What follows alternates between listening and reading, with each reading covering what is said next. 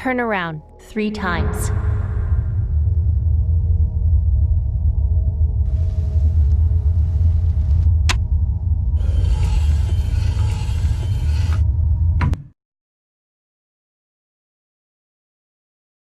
Start shooting.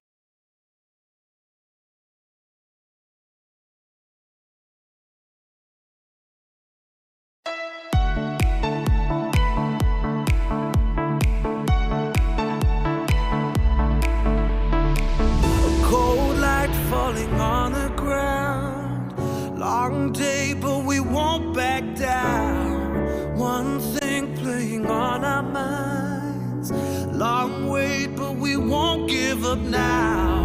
You crave the love I gave and we'll do it again. A cold night getting warmer now, the ground shakes as our love gets loud. The champions of the night. We are the champions of the night. Yeah. We are the fighting tide, the ones that burn so bright. We are the champions of the night.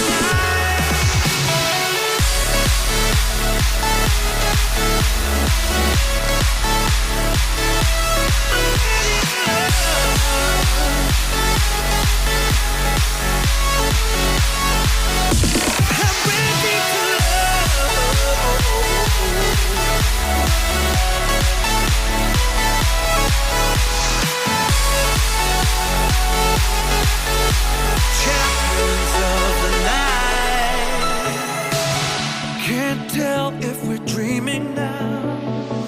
We watch as the fire falls down. One thing playing on our minds. Time stops and we don't make a sound. You crave the love I gave and we'll do it again. A cold night getting warmer now. The ground shakes as our love gets loud.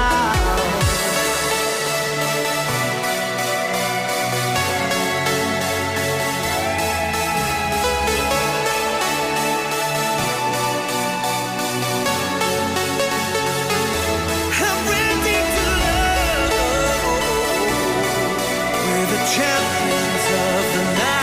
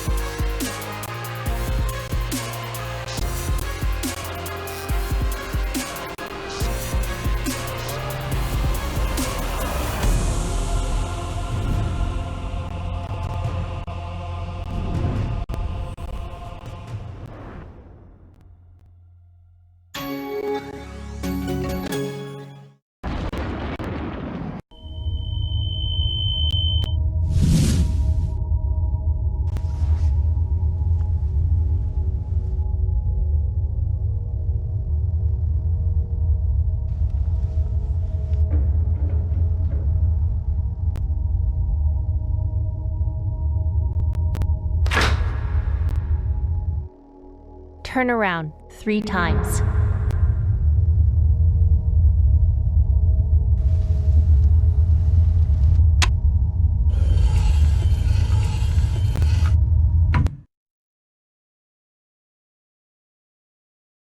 Start shooting.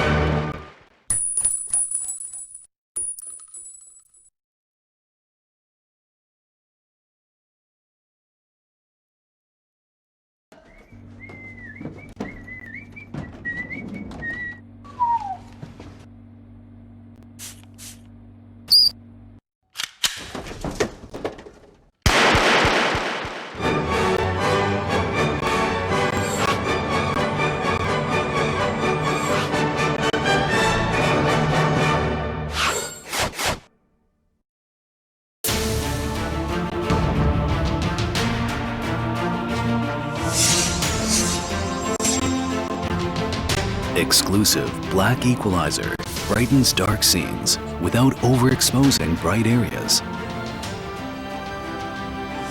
Use the S switch to quickly access the setting and switch between save modes.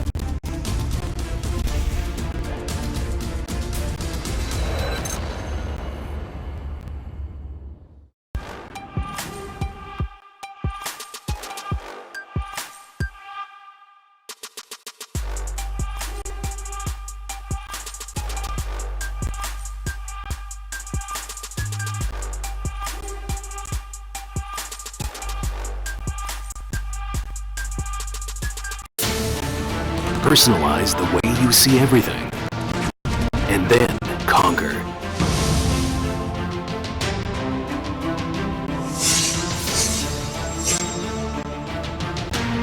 Exclusive black equalizer brightens dark scenes without overexposing bright areas. Use the S switch to quickly access the setting and switch between save modes. Adjust the angle effortlessly for maximum comfort.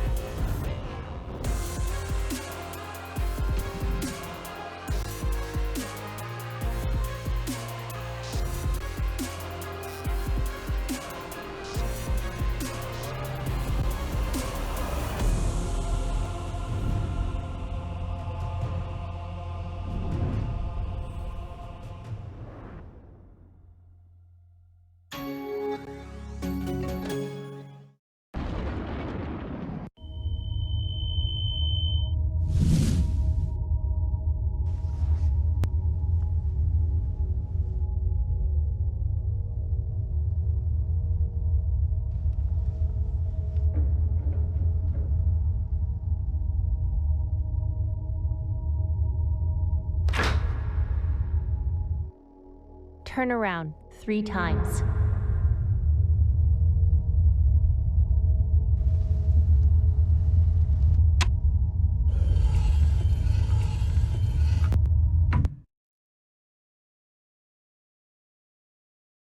Start shooting.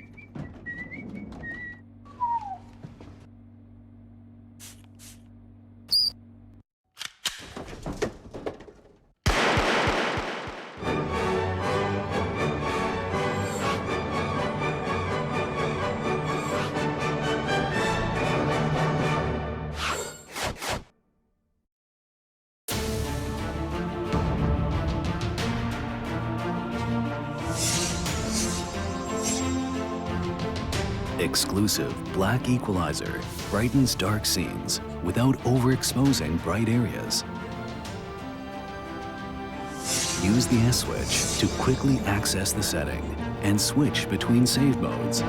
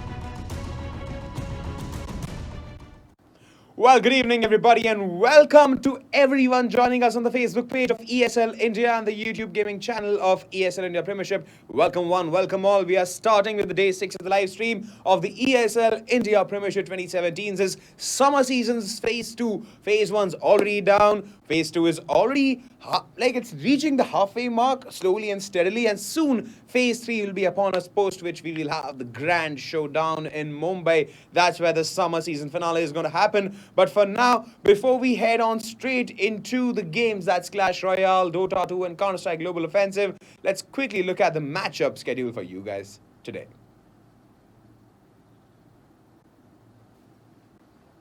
Alright, as you guys can see on the screen, we have some interesting matches lined up. We have Vikram, Asopa facing off Mrinmoy, Mrin, Lakhar in the best of 5 of Clash Royale streamed to you live, whereas we have a match between Mehudi Mehta and Tahir Devil's Twin Sharif happening off stream again at 6:30 p.m. IST. Now in Dota 2, we have Team Buriza facing off against Go Figure at 7 p.m. streamed to you on our 2 social media channels, that's YouTube gaming channel and the Facebook page of ESL India, whereas For Medical and Stand-In 5 will be facing off at 7 p.m. IST off stream.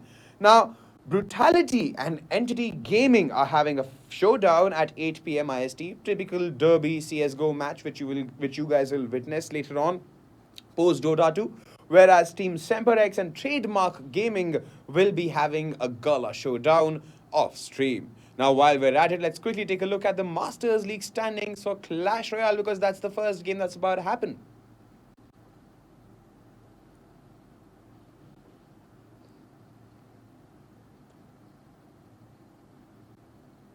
Alright, so talking about the Clash Royale Masters League standings, Mrin Lakhar sits on the top of the table with 6 points in his name, with 2 wins, 1 loss out of the 3 matches he's played, whereas Hasib Iqbal Nazir is on 6 points, 0 losses registered in the 2 matches he's played so far. Now Prashant PP Pandey has 6 points to his name, same story as Hasib Nazir, 2 games played, 2 of them victories. Ruben Dicunia is on the first position. He's got 3 points, out of which he's played 2 matches. 1 is a loss, 1 is a victory.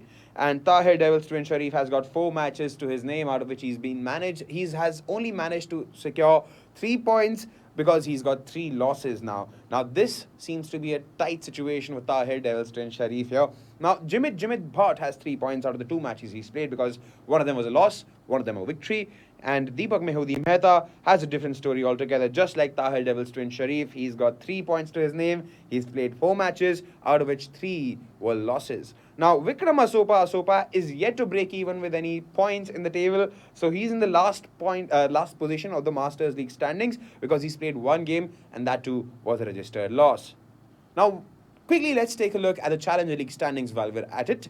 Now, in the Clash Royale Challenger League standings, we have George 759 Varghese. He's got 6 points to his name out of the 2 matches he's played because both of them were victories for him. Whereas Siddharth Agami Yadav has 3 points to his name out of the 2 matches he's played because 1 of them was a loss. Now, Jatin JB Bagoria is yet to break even with any points, and so is Arpan Christian, so they are on the 3rd and 4th position respectively. Sahil SK47007 Kalsotra has got 0 points to his name because he's played 2 games and both of them were losses.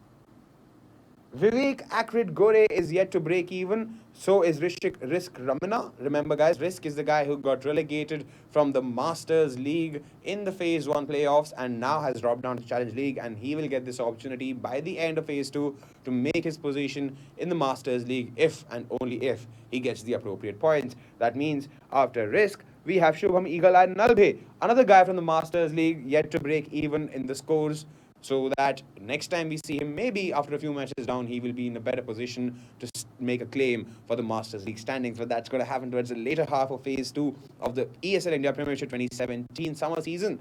So today we have 2 interesting matches. Like I said, Vikram Asopa is going to face off against Mrinmoy Lakhar. So a little bit about these players.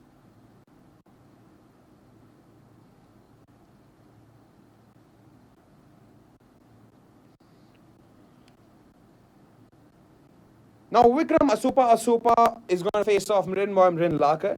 And Vikram Asopa basically hails from Coimbatore. He's studying BBA and he has been playing CR since the start. And he's played at the ESL India Premiership Challenger 2 last year. And played in the 2016 Masters of the ESL India Premiership last year and was one of the top 4 players there. Now, he was placed 4th in the summer season Phase 1 and looks forward to make his presence felt in the Challenger League, in the Master League right now, because unlike other players, Asopa has 2 to 3 matches in hand. This advantage will definitely benefit him, but only if he manages to make full use of it, because facing him off is the machine Mrin Lakhar. Now, he's a Guwahati-based player. He's a top-seeded Clash Royale player on top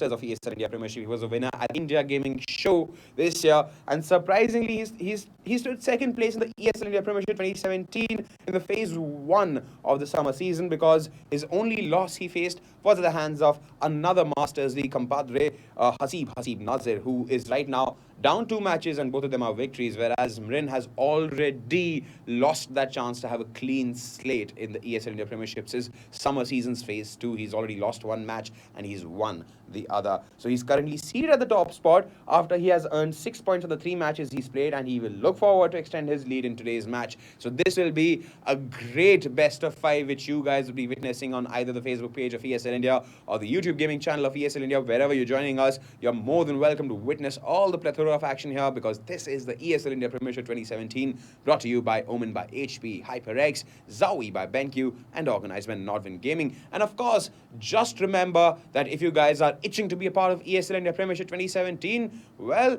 it's pretty simple. All you gotta do is follow the link on the screen, go to the page it takes you to, and register for the games you want to register for and take part in the ESL India Premiership. It's as simple as that, guys. The Phase 3 registrations are open. This is going to be the final phase post this, and after that, after the playoffs, everything will come down to the Masters League and the finale, and we'll get to see probably some new people, some new faces there. So we'll keep our fingers crossed. And till then, let's quickly witness the best of 5 between Mrin and Vikram Asopa. Casted to you by Manoj Super XL Gola and Shaurya.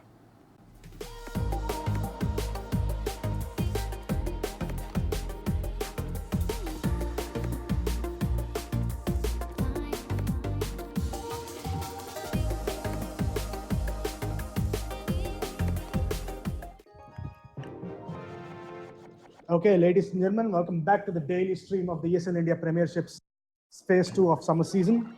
Today, as usual, we're going to start off with some Clash Royale action between Asopa and Mrin. This is Manoj Super Gola, and with me is... Hi guys, this is Shaurya Dominant Recluse Kumar. And right off the bat, as soon as he said that, we see a lightning bringing down an elixir.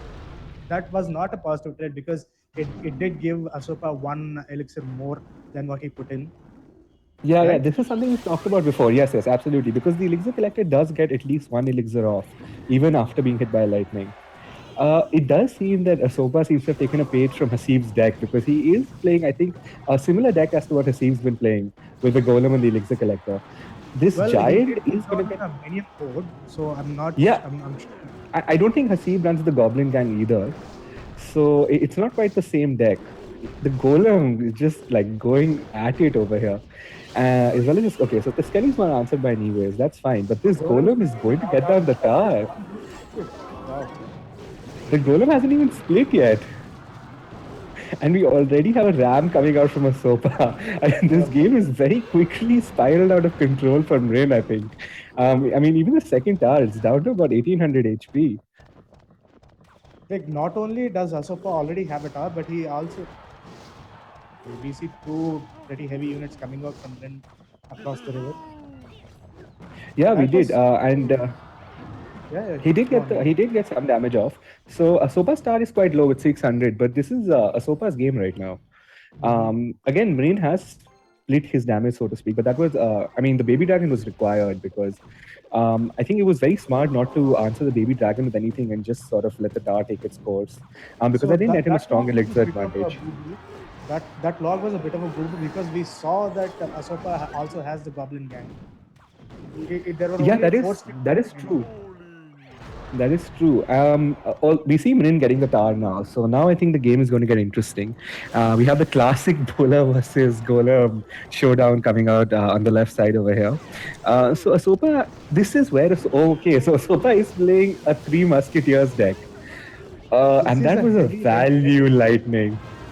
That is a very elixir heavy deck. I think the average cost of that deck is easily around 4.5 something. It's a very heavy deck. Well, I mean, and we can 2 bowlers on the game board like simultaneously. Exactly. We can see this is basically unfortunately Blazer. Yeah, that is true. And this is going to become an exciting game. The tornado finally comes out, and as well as the Skelly army. That is quite strange. Look at what is happening right now. Is he going to push? He is going to push. That tower's not going down. No, that tower's not going down yet. The good game is coming out from Asopa. I'm not sure if he expected to get the tower or quite what happened over there. That Golem he could have played. I mean, again, now that Golem is going to die, I think he is going to get a couple of hits down, but I'm not sure if it's going to be quite enough to get the tower. It is, and the game does go to Asopa. Damage. Remember, the Golems are terrorists. That is true. That was a good game right there. Asopa just running away with it. Yeah, it was crisp action, exciting. We didn't know, it went back and forth for quite a bit. We didn't even know if the tower was going down. That was pretty exciting. Thank you, Mrin and Asopa. So, like I said before, these are the kind of games that we want, that actually make us glad we chose to catch Clash Royale. Absolutely. I mean, yeah. I mean, I talking about the Asopa's deck though, I actually don't really like the 3 elixirs in his deck. I feel 3 elixirs works best when you have a heal, right? To sort of back them up, because then they become a real threat. Unless you have lightning, three musketeers are going to do a lot of damage. But in this deck, especially considering that he's already running a heavy, the lightning just demolishes the three musketeers. And Yep. once that happens, right, once Asopa plays a high elixir card, Mrin can actually punish him quite fast. The giant is a good punish for any high elixir card as well as the lightning. True, true. And he did manage to get off like a couple of, maybe one really good value lightning out of the Musketeers. Yeah, in the middle of the match, we did see a very, very good lightning come out. He got the golem as well as two of the musketeers with the lightning. Wasn't quite enough to win the game. So let's see how the next match goes. Mm-hmm. So let's see So if we are going into Asopa game can two. maintain his what? I wouldn't say 1-0 commanding, but victory. very exciting lead. I mean, that game, like, it did start off with a bang, right? Asopa straight up got a lot of damage on Mrin start, took the tower shortly after. And then after that, like, it was back and forth. Mrin did make a comeback. For like in the middle, it was seeming very, very equal. Oh, and that Valkyrie plus the log is just going to stop Asopa's push right there. The Ram and the Goblin gangs are no match. And the So the knight is never Valkyrie going to make even it to the bowler. the Valkyrie is such a strong card against any sort of swarm troop, right? It has high health, it deals a lot of damage, and it deals AoE. Like the AoE is essentially a damage multiplier. The arrows coming out just a little late from Mrin, I think. I mean, if he predicted the Skellies and the Goblins, then that arrow could have gotten a lot of value, and that would have led to his hog just demolishing that dart. Mm-hmm. I mean, like a little sloppy play I feel coming out from Rin because if you are playing a hog deck, especially with arrows, right, you need to be ready to arrows whatever comes out immediately. That's essentially how you win games. Catching your opponents off guard with one arrows is enough to win the game with the hog.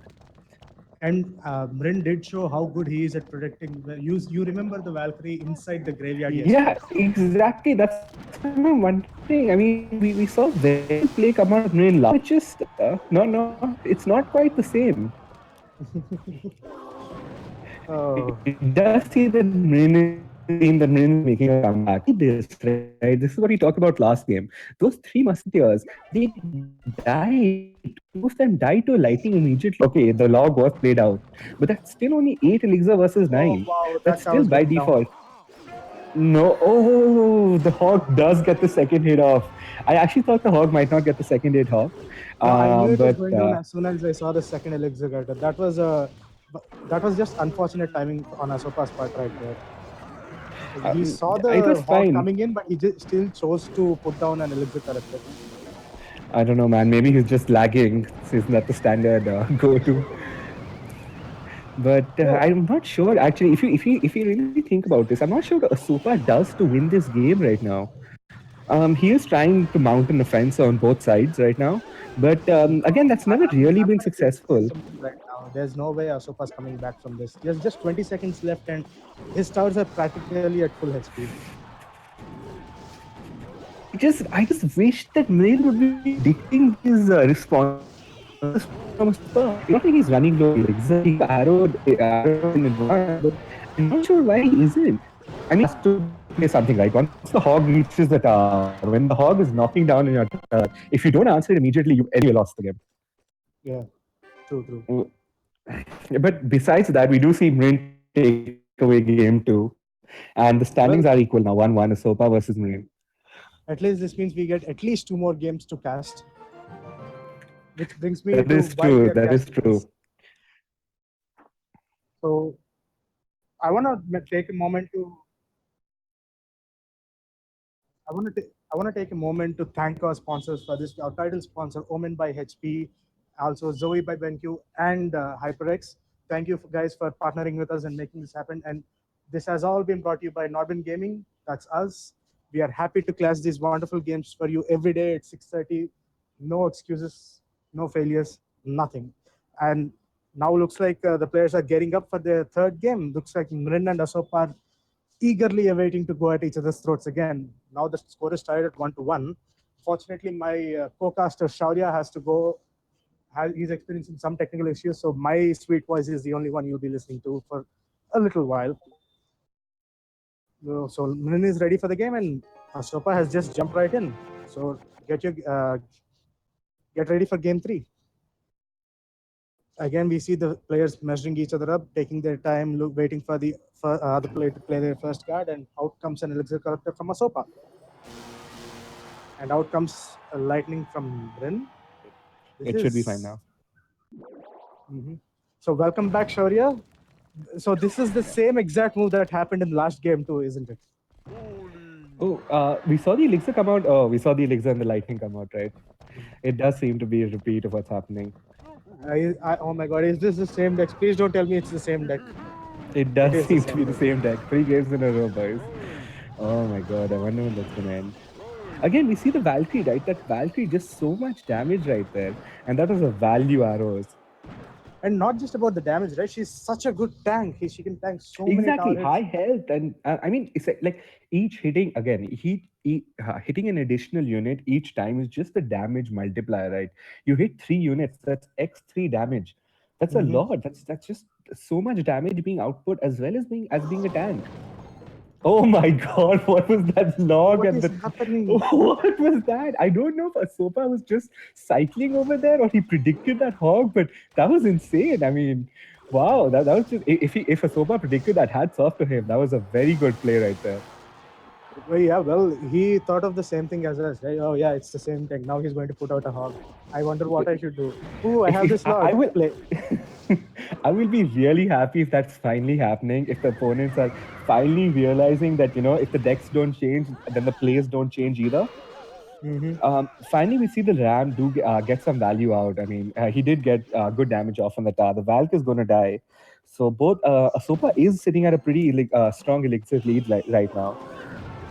Oh, the Hog and the Goblin Gang do come out to answer the Goblin Gang and the Log come out to answer the Hog.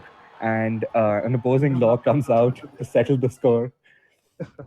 I don't think Mrin actually has his Lightning now. So that Elixir Collector is going to get some value off. I guess he's saving his Lightning for the 3 Musketeers, because it's last 40 seconds of the game. There's no point in... I feel like Asopa may actually just hold off on playing the 3 Musketeers because he knows the Lightning is there. Okay, I was absolutely wrong on that. But exactly, see, that's what happened. I was hoping he stopped because he didn't need to play the 3 Musketeers. He could have mounted a push. Oh, that value tornado. Oh, wow. That just destroyed completely whatever Asopa is trying to throw at Mrin. And Mrin has a strong counter. Oh, finally. With the log, they're decimating the skeletons over there. That Hog is going to get a good amount of damage off in the tower, and the bowler is going to finish off the rest of the ads. We are going to go into overtime, so this is turning out to be an exciting match again. I mean, really good clash coming out of both sides, the last 3 games. Okay, so the Musketeers at least get to finish off the Baby Dragon. Yeah, Valkyrie is going to get the Valkyrie is going to finish off the tower. All right, game 2 goes to Mrin. 2-1. Mrin's favor now. Is this Mrin's comeback, guys? It does seem so. Well, we'll only find out in game 4 if you're going to see a game 5. I just hope it actually happens. Mrin versus Asopa. This is some exciting stuff right here. Asopa does need to change his deck. I mean, even last game we saw him not really. I mean, he got his deck was out. It was countered, right? The main threat, apart from the Golem, right, is the 3 Musketeers. And if that's answered with a 6 Elixir card, what do you do to come back from that? I don't know. Maybe he should play the same deck again. I don't like the thought process. Do you? Yeah, I absolutely do not like that thought process. Oh, I think he expected Mrin to change his deck, but Mrin expected Asopa to use the same deck again. Okay, so if we get a little fancy for a minute, right, and use some game theory here, right? I don't know if everybody knows about the prisoner's dilemma, right? So if you apply that over here, right, let's say Asopa thinks that Mrin is going to change his deck. So there are 2 outcomes. Mrin changes his deck or he doesn't, right? I mean, I know this is getting a little technical, but still, just hear me out for a minute. If Mrin doesn't change his deck... Maybe you can actually break the game theory for this particular problem down. It's either 2 results. Either your opponent changes his deck or he doesn't. Or he doesn't. Exactly. If he changes his deck... Your deck already counters him, and that's a definite win. If he does, your deck may or may not counter him. So what do? You keep your deck the same too. Yeah, so no, Mrin definitely should not, right? Game theory dictates that Mrin should not change his deck. But game theory also dictates that Asopa does, right? Because if Mrin doesn't change his deck, Asopa loses anyway. If Mrin changes his deck, Asopa still might lose. So Asopa definitely should change his deck. Well, And so we far, do see that Mrin coming out. Oh yeah. So far, Mrin has not changed his deck from what we can see, but Asopa has added a balloon. Might see something more exciting. That push right there brought down the tower's HP to 302. That I would say is That an excellent push. I do want to point out something else as well. So the tornado at the end over there, right? If you're wondering why Mrin didn't quite play the tornado a little sooner, it's also that if he had played the tornado sooner, that might have meant that the loon, even though it would have died, would have come back to the tower, and the bomb it drops at the end would have gotten some more value off. But by holding off on the tornado, he is able to kill the loon in such a way that the last bomb doesn't finish off the tower. So there is some good play. I think Mrin is coming back to form because we are seeing good play, and we just see the Valkyrie over there. Just look at the damage it got off. Oh wow, that Oh is my god, misplay. that was. Oh, I'm not sure Mrin, that was what a are you misplay. That was doing? just Mrin, what are you doing? unfortunate. You just placed your hog right beside the skeleton's bomb. Come on, man. Now, I mean, you're yeah, he's gonna going to lose lose your his tower. power. I think he's also going to get a hit off on the king tower. I mean, Mrin just isn't answering these loons, I think. He doesn't have That an answer hog for the was, loons. Huh? yeah, that hog was very unfortunate. If the hog hadn't gotten hit, then we might be seeing a different game right now. But unfortunately, it did turn out this way, and Asopa seems to be in the lead. The last minute left. We're into double elixir. Let's see if Mrin can turn this around, but I highly doubt it. Asopa hasn't Yeah, I even don't revealed 2 of his 8 cards yet, and Mrin only exactly. has like 1 card. I don't think there's much Mrin can even do in double elixir. Right? I don't think double elixir really helps him out that much. He showed he can cycle to the hog faster, but Asopa can just mount a much stronger push, as we are seeing right now. Oh, okay, so we do have a poison coming out. I don't know if he's playing the poison just for some chip damage off of the tower or if he was trying to predict, but either way, it worked out for him. Okay. Oh my god, he is playing a poison miner deck, and we didn't even see the poison and miner till the last minute. The loon is going to fall now. It is not going to get some value off. But I don't think this push is going to be quite enough. Yeah, I don't think this push is going to be quite enough. Even with the lightning, yeah, there's not much Mrin can really do. Taking this. Oh, Mrin lost. Wow. This is the Masters, people. Anything can happen, and we've just seen Mrin lose to Asopa. God. Yep. The last champion, the winner at IGS, last Masters champion, just lost 2 of his 4 games in this phase 2 of summer season ESL India Premiership. That is an amazing fact. I don't think our viewers realize how much of a change this is from what has been happening in phase 1. But wow. Fantastic play coming out, I think. I'm really happy that Asopa finally realized that, his deck isn't quite working out and he did change it. and we see game theory come completely true here, right? Mrin did not change his deck and Asopa did, and we see the results of that.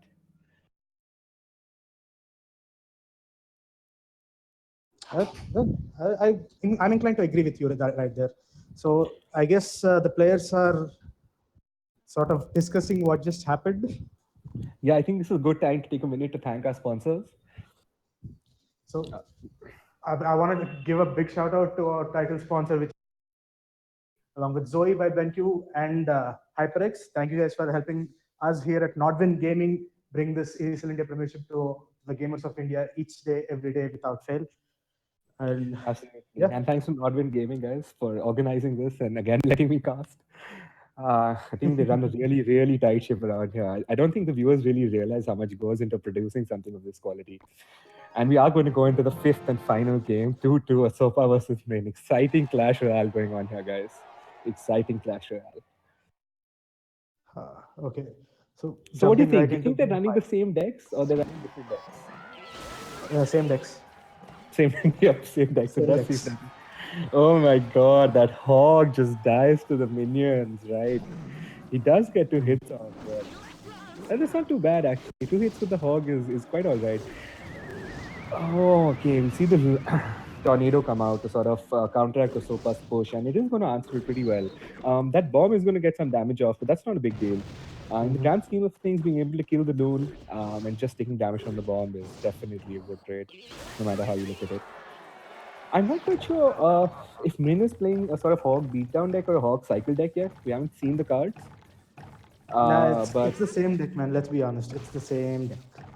Hey, man. Oh, okay. No, it's not. Yeah, eat your words. We do see the executioner come out. Oh man, and does that troop deal high damage? I mean, just look at it. It died, but even then, it got so much damage off. And that Valk just finishing the job there. Unfortunately, sacrificing her own life to do so, though. But that's fine. Getting the giant That's a elixir. fair trade. That's a fair trade. Yep. That's basically how patriotism works, right?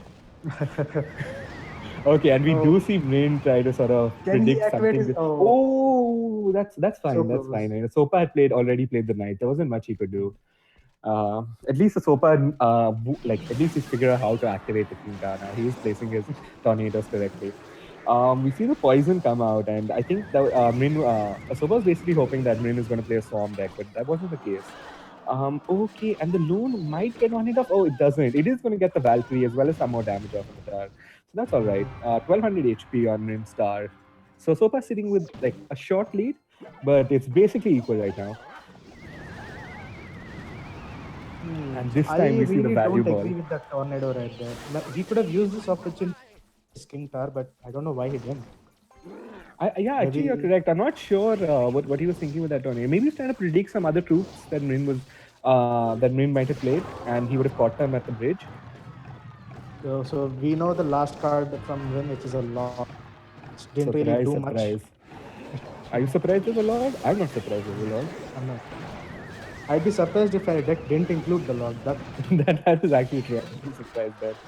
The miner is getting some chip damage off on the tower. I mean, with the help of the tornado from Asopa's deck, which was the final card. But this game is neck and neck right now. I mean, 924 to 974. That's barely even a difference, if you can call it one. Well, one more fireball and Mrin takes this one, but he has to take care of this lava. Yeah, Mrin is basically looking to cycle really quick. I don't think a log will finish the job. I think Asopa's got this one. Oh my god. One more yeah, and that is going to go to Asopa. Wow, guys. Well played, both of you. That was quite an exciting match. And just as is predicted, you guys do not realize how big of a deal this is. Actually losing consistently to two people. One of them who is actually pretty new to the Premiership. Wow. That is true. I mean, just fantastic play, right? Coming out all along. I think phase 2 is really shaping up to be quite exciting, guys. I think it's time to pick your favorites and start playing Fantasy League. Because this is pretty unpredictable now. And honestly, I'm not quite sure. I mean, if you ask me who I support, there's no clear answer. I don't think there's a best really yet. We are seeing, of course, fantastic play come out with the Hasib's Golem deck, but I don't think he's going to be unstoppable because everyone else is shaping up to be a solid contender now. And I'm sure Hasib's deck will follow it soon. People are going to start counter it sooner or later, man. Exactly. We did see that this game, right? Finally, we saw two players. They brought a deck. They saw how the deck fared off. When they realized the deck wasn't working out, they changed the deck. That's how normal players play, right? That's what you do when your deck isn't working out. But the point is that nobody's really outdrafted Hasib very consistently. I mean, Hasib is a fantastic player. There's absolutely nothing that can take away from that, right? So he is piloting his Golem deck very, very well. But I mean, you can counter it, right? There are cards that are straight up hard counters to those decks. I haven't really seen that come out yet. And that's just what I'm waiting for now to really shake things up at the ladder. You know, one more thing is about Hasib I want to say is that we've never seen him tilt. He's lost like 2 rounds in a best of 5 in a row or in a series, but it has never tilted him. Absolutely. That's what I'm saying. He is a really fantastic player. You can see that. He plays very calm and calculated. There's never a time where you see him flounder or make a misplay or, you see a panic fireball or something come out from Hasib because that's not how Hasib plays. Yeah. Hasib knows what's happening. And that's why he can win, right? That's the whole point. That's why he can pilot that deck so effectively. Well, on the topic of being effective, it's time for our Premiership to show our wonderful viewers some more CSGO and Dota 2 action. So you guys stay tuned. And I'm going to hand you guys over to Vagish, our in-house. Take it away, Vagish. All right.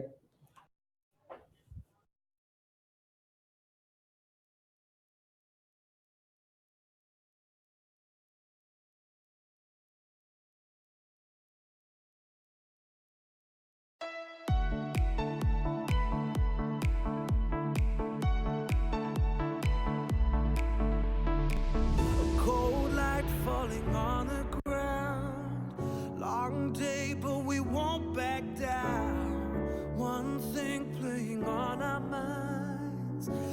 long wait, but we won't give up now. You crave the love I gave, and we'll do it again. A cold night getting warmer now. The ground shakes as our love gets loud. We are the champions, the champions. All right, everybody. Mrinmoy Mrin Lakhar is in danger. Rather, his top position in the Masters League is now in danger because he has been beaten again. Another loss faced by Mrinmoy Lakhar at the hands of a player who is at the bottommost rung of Masters League. Vikram Asopa, well done. And this is how you make your presence felt in the ESL India Premiership, where anything's possible in the Masters League, people. Remember, each time you get promoted or relegated or you face off against your compatriots in the particular league you're playing in, anything's possible. Look at what just happened right now in the best of 5. Vikram Asopa gave it everything he had, pulled off a Hasib Big Bal Nazir, beat the champion from last year of 2016's Masters and the IGS, Mrinmoy Mrin Lakhar, who was sitting on the top of the Masters League standing, and now probably he's going to shift down a couple of points because of this loss. And this also brings us to the end of the Clash Royale Best of 5. Is getting live streamed to you on the Facebook page of ESL India and the YouTube gaming channel of ESL India. And of course, everybody who's joining us just about now, you just missed this amazing action-packed Best of 5. You know what? Later on, once when the live stream gets done, you can just kind of scroll back and see the match again. That will be a good insight for all the budding Clash Royale players. That's how you play competitively. All right, people, once again, welcome to the ESL India Premiership 2017's summer seasons is Phase 2, people, brought to you by Omen, by HP, HyperX, and by BenQ, and of course, organized by your very own Northern Gaming. For those who are wondering who am I am Vagish Godslebhan, the guy who is taking you through the games one by one as and when they happen. So Super XL Gola and Shaurya, thanks a lot for getting us through this game as and when the matches happen. It was a pleasure having you cast these 5 games. All right, moving ahead with the course of the stream, we have Dota 2 happening. We have a 5v5 MOBA ensued right now, happening just about now. So before we go on into the game, let's quickly take a look at the Masters League standings.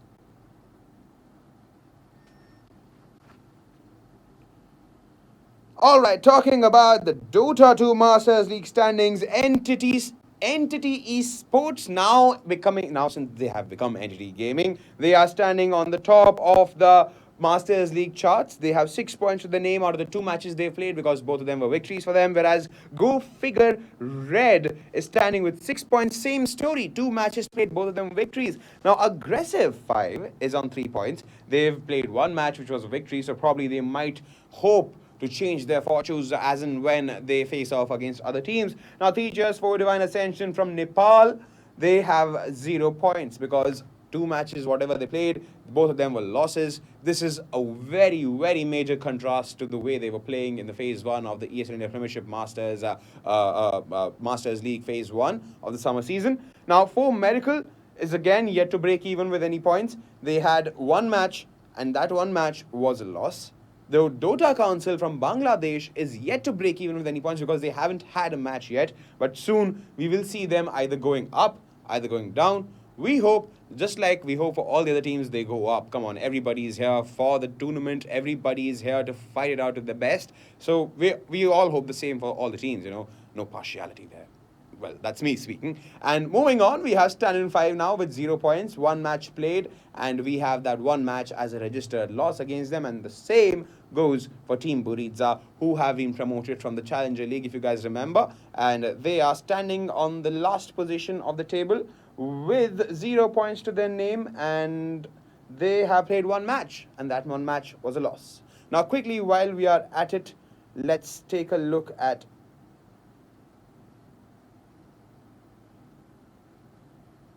the Challenger League standings.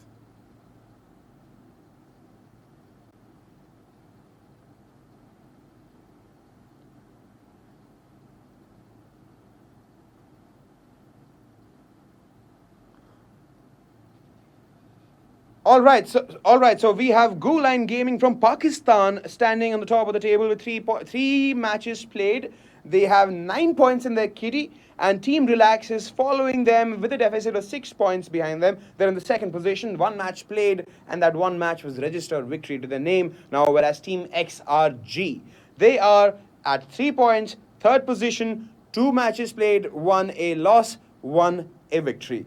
Now, White Unicorn is yet to break even with any points because they are yet to play any match or face off an opponent. So whenever they do that, we will update the standings, and hopefully, just like we did in the Masters League, they will either go up, either go down. We hope they go up in the league standings. All right, Exotic Nexus is 0 points. They have got 1 match to their name, and that match was a loss. Whereas Rum with Coke stands in the 6th position. They have 3 matches played, and those 3 matches were losses, all 3 of them. Now, you guys would remember Kuroko Naruto. They were a team from Masters League, and they have been relegated to this league because they couldn't save their position in the Masters League. They are standing in the 7th position, and the same story, just like Dota Council in the Masters League, it's the same story with Kuroko. They are yet to face off against any opponents, and they are yet to break even because following them is South Indian Rejects. Same story. 0 points right now, last at the table because yet to face any opponents. Well, that's the Challenger League for you. But let's quickly get on with the game and find out more about these two teams having a face-off against each other.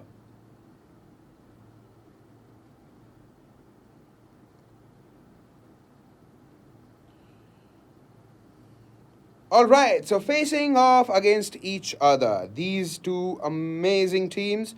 Team Buriza, now you guys would remember Buriza got promoted from the Challenger League standings, and they have been now placed in the big boys league called Masters League, and now they are having a face-off against Go Figure.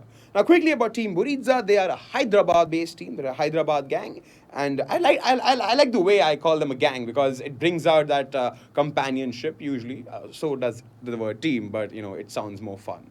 But so Buriza from Hyderabad, they are led by Gaurav Helmji Anand.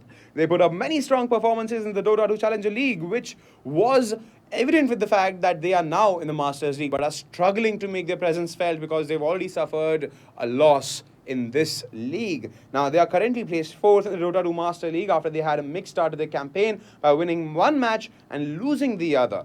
And they are facing off against a Bengaluru-based team led by Raghu Drake. Now, he has a few members from the Dota team Wipeout. You guys, everybody from the Dota 2 circuit of India, of the Indian subcontinent, would remember this team Wipeout. So a few members of this team are a part of Go Figure. They stood first in the ESL India Premiership 2017's Dota 2 Summer Season Challenger League Phase 1. Which is the reason why they are in Masters League right now, because they got promoted. They've won their first set of matches against various Master Leagues team, and they have collected 9 points in the process. Today, they go head-to-head against their former Challenger League partners, Buriza.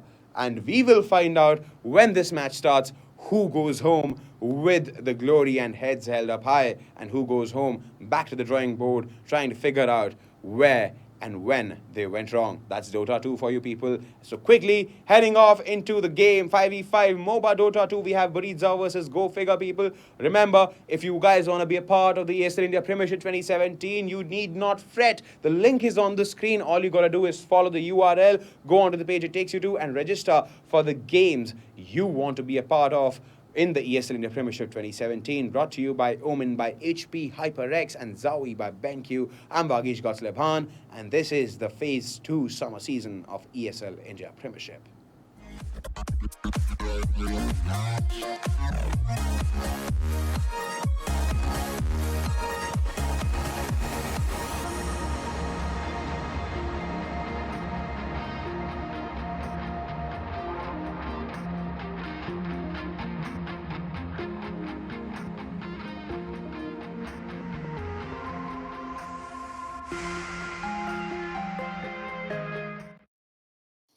Greetings and salutations, and welcome back to the ESL India Premiership. This is the Masters League, and today we've got Go Figure Red on the Radiant facing off versus Team Buriza on the Tire. Team Buriza, well, they had a tough run yesterday versus Aggressify. They ended up losing that game, and their rather passive early game came back to haunt them. Will they be making the same mistakes here?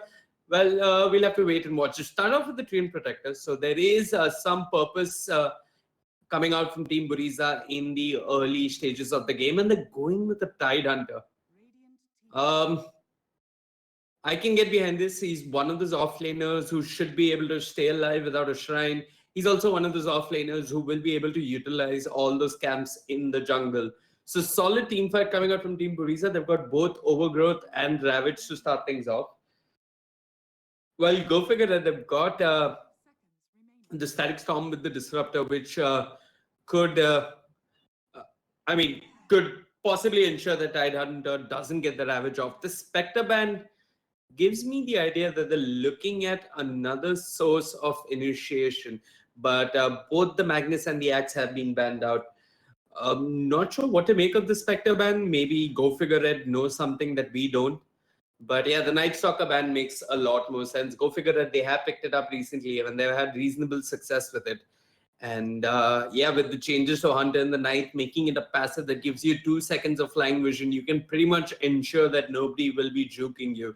And other than that, it's also a great way to run away from a sticky team fight. Nyx getting banned out, and not sure why though. I guess is a type that's going to the off lane. You've got your roaming fourth in the Treant Protector. But yeah, go figure that they're going to take away the Nyx.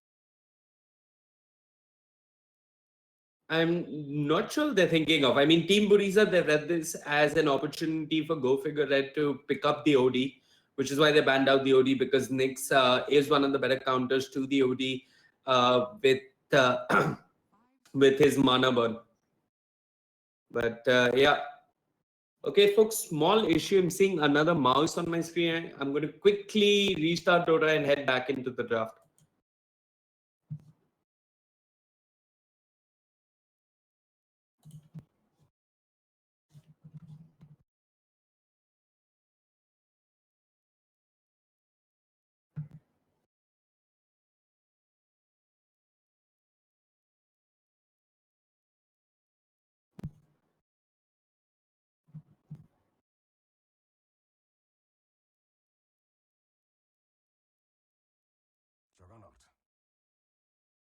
And we're back. So Juggernaut gets picked up by Go Figure Red. Still not explaining the Nyx ban as well as the Spectre ban just yet. But we'll have to wait and see what they have in mind. Maybe the OD ban really shut down the direction Go Figure Red were going with the draft. Team Buriza. What can they pick up here? They are looking for another support. You could do something like the Rubik, but I don't think Go Figure Red will end up picking the Rubik. You could pick up the Silencer just to make sure that Tidehunter gets his Ravage off. But yeah, I mean, in either case, Tidehunter will be building into an early Guardian Greaves, and it should be able to dispel the Global Silence at least from him. So there's no need to just pick up the Silencer just yet. You could look for a support that's going to be babysitting a safe laner. And yeah, there is potential for Waller getting picked up, especially with the change to his level 20 talent. He no more gets a respawn talent. And if I'm not mistaken, he ends up summoning a golem wherever he dies. So that is pretty handy at level 20. And it's ruined a fair bit of my pubs as well. But seeing your pubs getting ruined, Team Buriza, they're going to go with the Ursa Warrior. It is something that I have seen 420 play in the past, but there have been a couple of changes to Team Buriza. It looks like 420, who's playing under the in-game nick of Easy, is now playing the off-lane role, while Helm and Venom are the two supports. Clown Case still goes to the mid lane. And I think they've got a substitute in the form of Dinu. And if I'm not mistaken, he is the very same Dinu Bish that streams a fair bit. One of the most successful Twitch streamers coming out of India. Go Figure Red, what are they looking for here? They are looking for a roaming support is what I was going to say, but they're going to just pick up the Invoker. If Team Buriza let him through, Archmage will make sure that he gets his hands on that Invoker. But with the changes to the mid lane, and considering that there's no shrine for the first 5 minutes, Invoker is not the strongest of mid laners just by himself. He is going to need a little bit of support coming in from his position 4 and 5. Because there are a lot of heroes that can just demolish the Invoker in the mid lane. You can pick up the Lina ESLs. You could even pick up something like the TA, who does reasonably well versus the Invoker. Or, as always, is the Clown K favorite, the Storm Spirit. I'll go figure they're going to ban that out, though, is the question.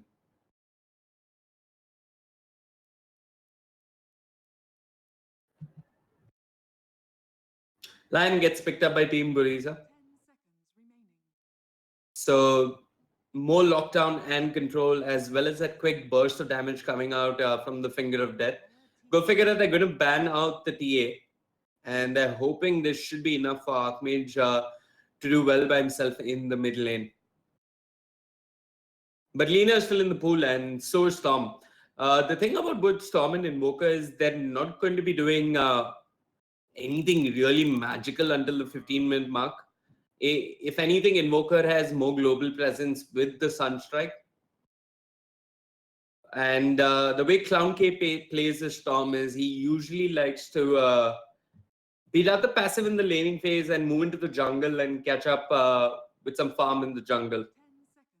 You could also run the Ember Spirit on the side of Team Buriza. There is scope for it, but they're going to go with the Shadow Fiend. Something that Aggressify picked up yesterday and absolutely demolished Team Buriza with. Go figure it, looking for the last roaming support. It is a Deliverance hero. He does like the Leshrac as well as the Undying. Ogres in the pool as well, just to make sure that Invoker gets the better start. You could pick up the Ogre, the Bloodlush, not too shabby on Juggernaut. Or you could pick up the Space Cow.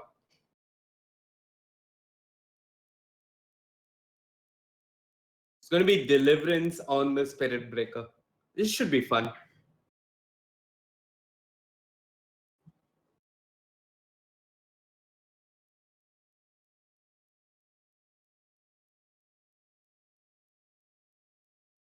A lot of team fight coming out from Team Buriza. Good burst potential with the Yusa and the Lion. A little bit of siege as well with the Shadow Fiend. Both teams have reasonably well-rounded drafts. If anything, I'm going to boil it down to the offlane. If Snacks gets picked off a couple of times on that Darkseer, while Tyrant just stays alive till the 5-minute mark and until the shrines come up, I think Team Buriza will end up getting a much better start. And with the Team Protector and the Line, there's also scope to move into the enemy jungle, contest him while he's in the jungle. So all Darkseer needs to do is hold on, hit level 2, and just stay alive till the 5-minute mark. Get that early mech, of course. It's going to be invaluable versus the Ravage and the Overgrowth coming up from both the Team Protector and the Tidehunter on the side of Team Buriza. This mid matchup, Shadow Fiend versus Invoker, it could really go in either direction. If anything, I'm going to give Team Go Figure at the slight upper hand here because they've got a Spirit Breaker who's going to be visiting the mid lane quite frequently.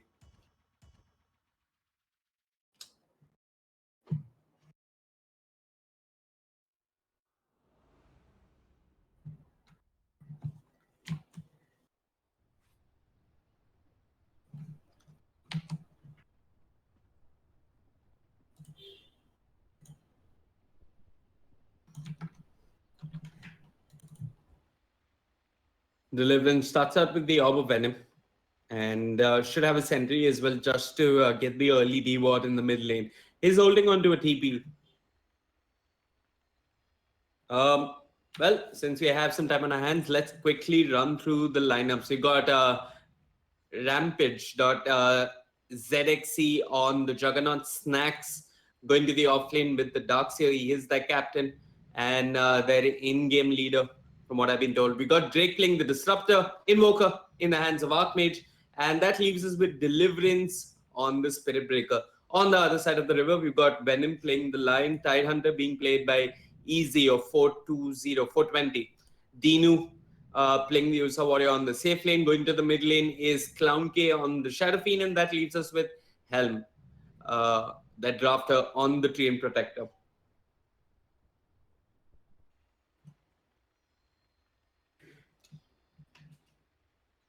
expecting to see a lot of early game brawls in this game.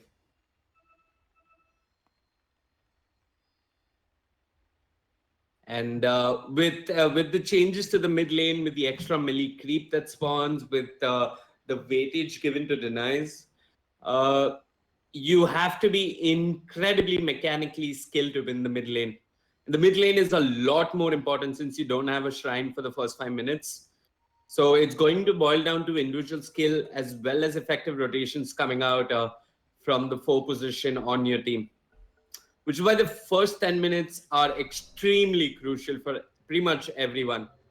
And what's extremely crucial in the first 10 minutes is the vision you start off with. Drake is looking to drop a ward for the bounty. Fair enough. Venom smoked up, drops the aggressive ward on the cliff. Does look at the lane as well as the rune. It's a good start for him. No dewarding just yet from Go Figure. Treant already hanging in the trees to make life a nuisance for snacks on the Darkseer. Even drops the aggressive ward.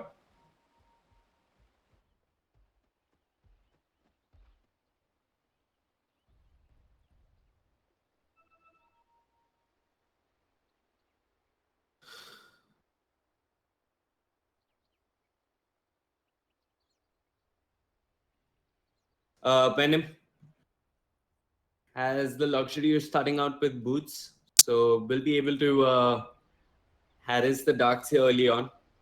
Fair amount of consumables on snacks, but the lack of sal gives me the idea that he's not planning on going to the lane just yet. Probably trying to hit level 2 just by dropping those iron shells on the creeps. Sentry comes out from Deliverance in the mid lane. It's slightly ineffective. Doesn't really catch out the enemy observer. But for now, it's a quiet 2 runes aside. No aggressive plays just yet.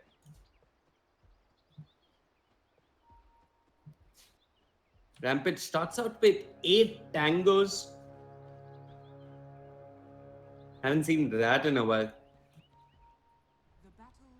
Not sure why though. I'm assuming his supports are going to leave him by himself for a good bit of time. So he's keeping enough region just to deal with the Tyrant all by himself. Deliverance does have that orb of venom. Both foes waiting to push the enemy off lane out of the lane.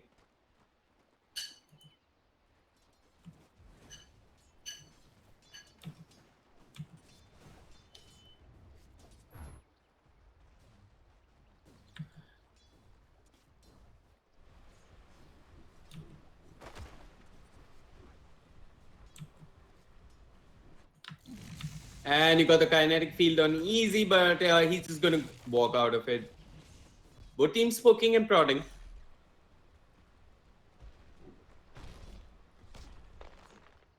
Mid lane, how's it looking? For all purposes, the Shadow Fiend has had a slightly better start. A little bit more CS to his name. Deliverance starts off with the bash. And this could surprise easy on the Tidehunter, who's not got that many consumables just yet.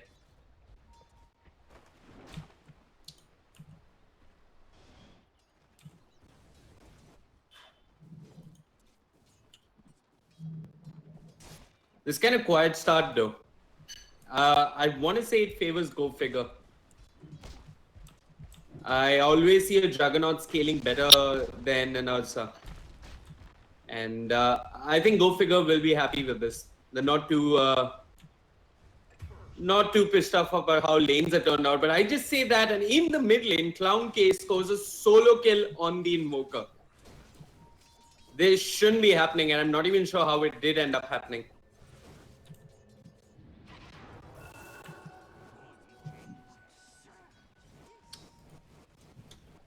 So Shadow Fiend off to a great start in the mid lane, and this immediately applies some pressure on Deliverance on his Spellbreaker. He'd want to be looking to make rotations just to help Archmage out on the Invoker. And yeah, he's fine. He's hit level 2. He can move into the jungle and farm away to his heart's content. Nice aggressive rotations coming out from Venom. Probably ended up stealing a bounty rune, and Snacks looks like he's still searching for his level 2. Might end up moving into his own jungle.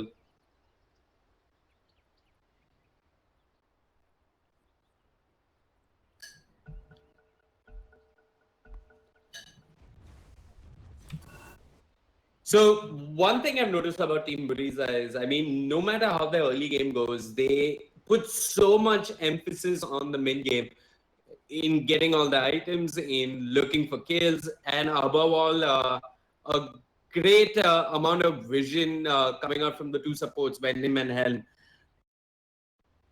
And I've seen games where they've had a horrible start and they've recovered in the mid game. It didn't happen for them yesterday versus Aggressive Fight. But today it looks like they're already off to a better start. And with the heroes that they have, with a Treant Protector and a Tide Hunter, the mid game only looks that much stronger for them. Both Snacks on the Darkseer and Easy on the Tide Hunter will be looking for this quick mechs. And going to make a hell of a difference who gets the mech first here.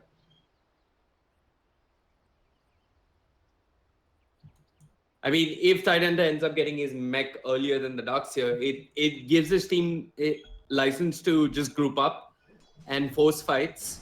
And with the Ravage available, as well as the Overgrowth, and somebody who's great at sieging in the form of the Shadow Fiend, I could see Go Figure having a horrible time in the mid lane.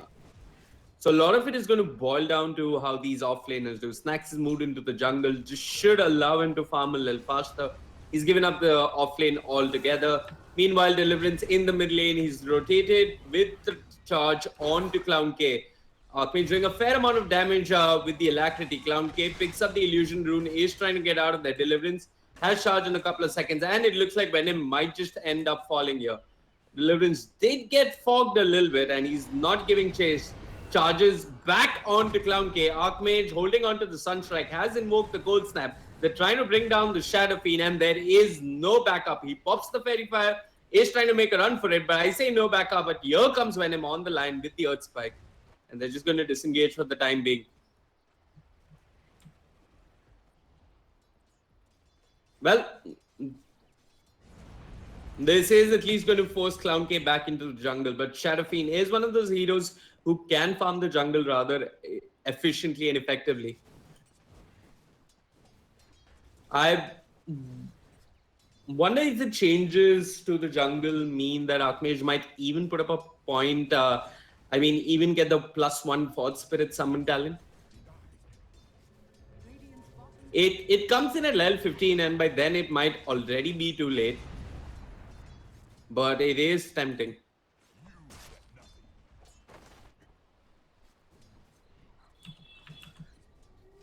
Deliverance with the charge on the Shadow Fiend. Archmage trying to start things off with a little bit of damage on Clown K. He has the salve, he's got boots as well. He's invoked the Cold Snap, starts off with the Alacrity, drops it on himself.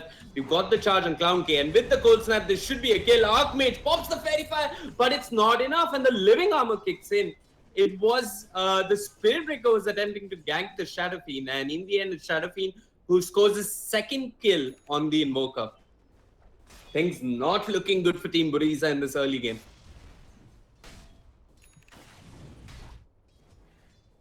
Archmage, he's at 21 CS, while Invoker is at 24. Archmage still searching for his level 5, while Clown K is doing a whole lot better. We've seen Team Buriza recover from horrible laning phases. This time they have a good laning phase on their side. And could they really end up upsetting Go Figure here?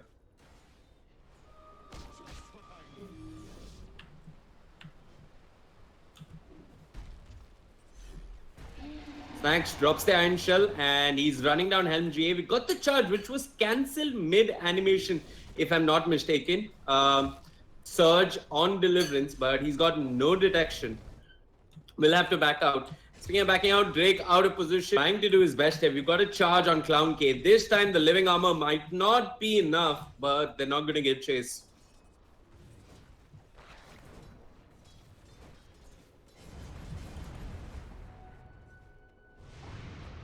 Meanwhile, mid lane, we got a meteor as well as a cold snap on Clown K. Archmage, no mana to work with. Takes a raise, might take raise number 2. Instead, he just goes AFK and ends up dying as well. Here comes the Space Cow, who quickly retreats, but he gets his clarity cancelled. There's Spirit Breaker not working out for them in the first 6 minutes of the game.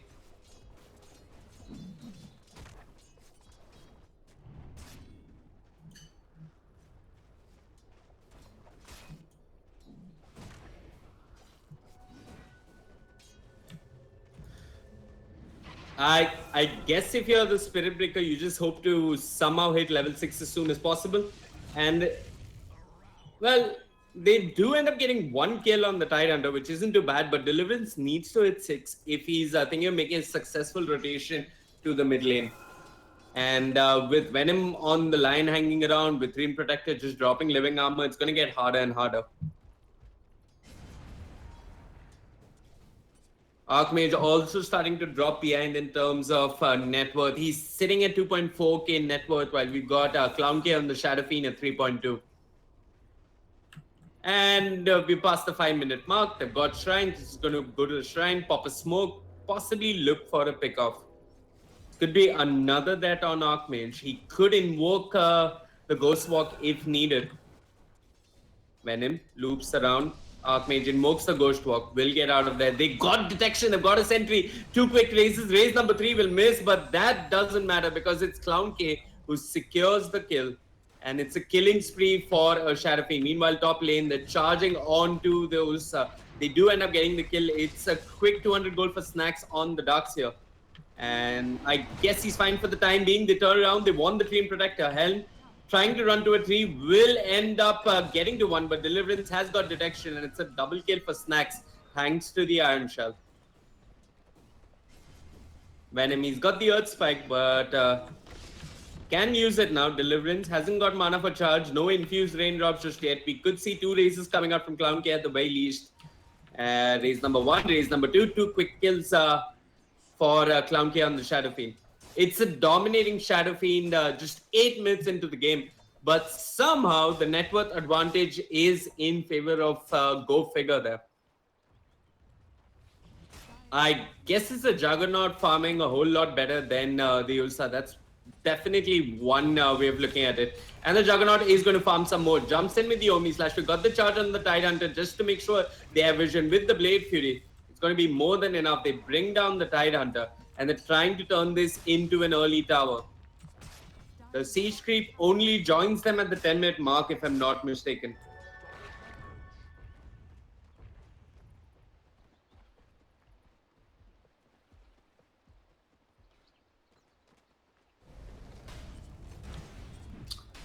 Dire don't have that Shrine, so it's going to be a little bit harder for them to defend that tower.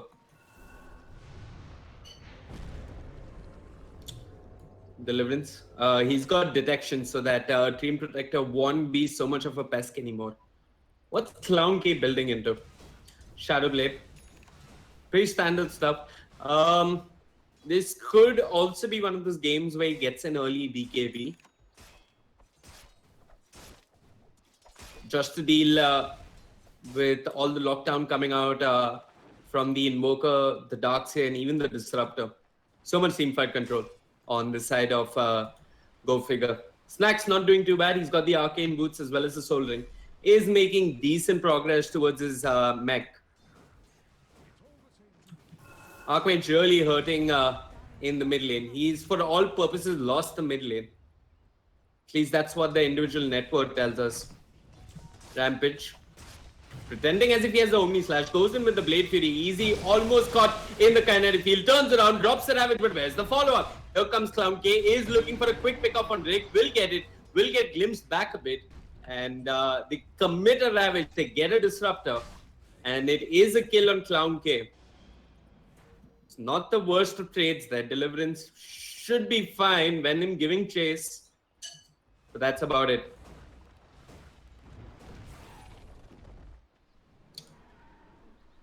Snacks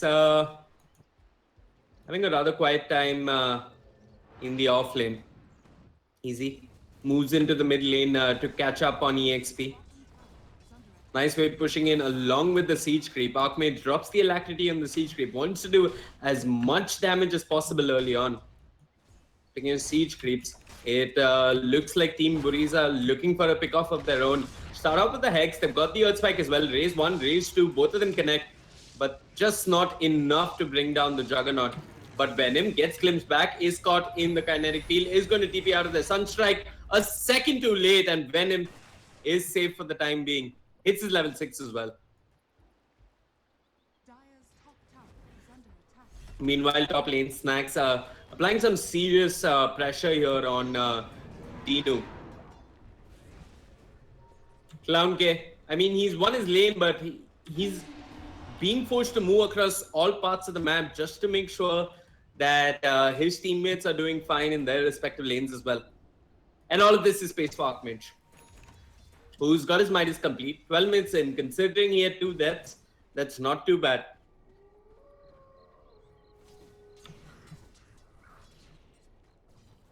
Well, we had the first wave of siege creeps, and nobody ended up getting any real estate on the back of that. But go figure, they want to push down this bot lane. They're working through the living armor. This is forcing a rotation from the Tidehunter, who has his Ravage up in 23 seconds. Dino even TPs the bot lane shrine. He's got his Blink Dagger. They have enough lockdown though to bring down a Juggernaut.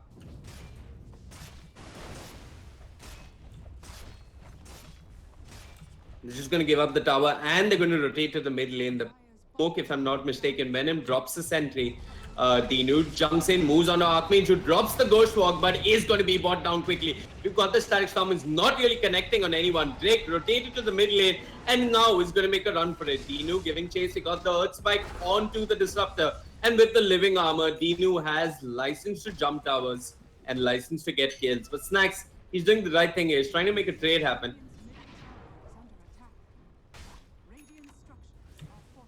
While Team Buriza, they're applying some serious pressure on the mid tower. Mid lane, Dino jumps in, sees Deliverance, kills Deliverance.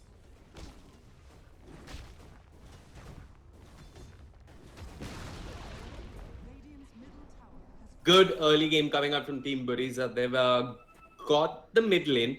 They have lost their off lane tower, but this should open up the Radiant jungle for them. And I'm expecting Venom as well as Helm to drop a couple of aggressive wards and start moving into the Radiant jungle.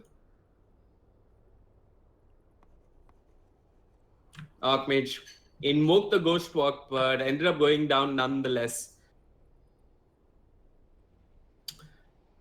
How's everybody looking like in terms of items? Snacks has got his mech complete. Small but noteworthy timing advantage to go figure here. Archmage has got the Midas. Rampage is sitting with the Yasha 13 minutes in, along with a Phase and a Ring of Aquila. So he's done quite well for himself. Dinu's picked up the Blink, and it looks like we're headed into an action-packed mid-game. Everybody's got what they need to fight. Team Buriza, though, they're going to be looking to fight along the cooldown of the Ravage. And it is up and running now. Easy is desperately trying to get that 300 gold he needs to purchase his mech. I want to go figure I've spotted this out. They have got the Deep Observer. And, well, on my minimap, somebody circled the Invoker and took the trouble of writing Feeder. Damn.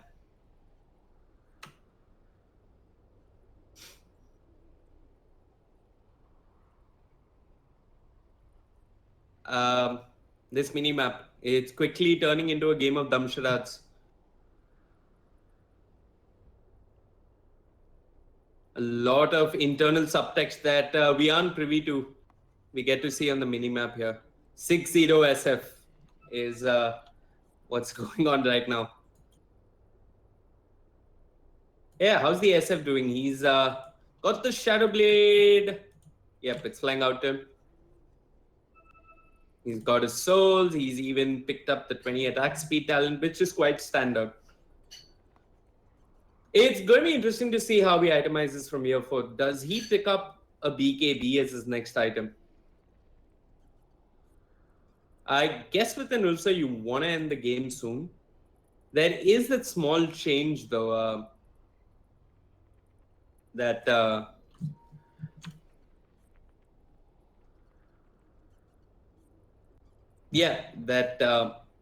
you can build unique attack modifiers. Curious to see if the Ursa picks up something like a Desolator.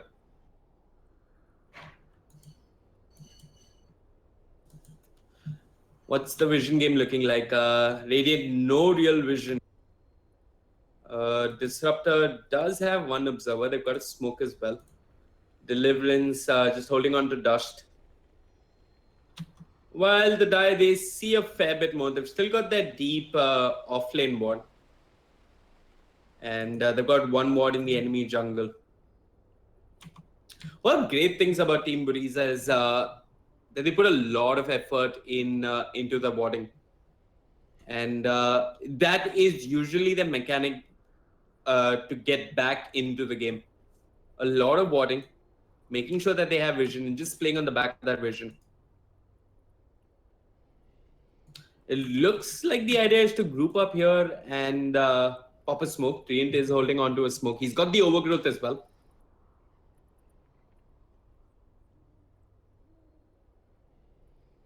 Archmage ended up dying a couple of times to Clown K in the mid lane.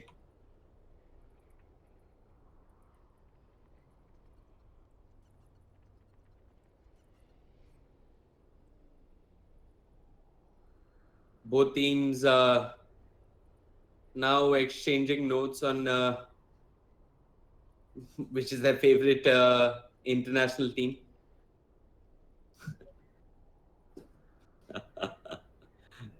Yeah, and I get a mention in the middle of all of that. Nice way to dodge the issue here, which is your invoker's disconnected, and it's been a while.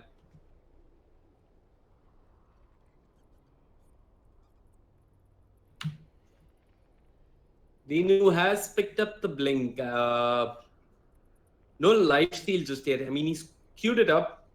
Can get it in 7 gold. So a quick pick off followed by a Roshan would firmly cement the lead.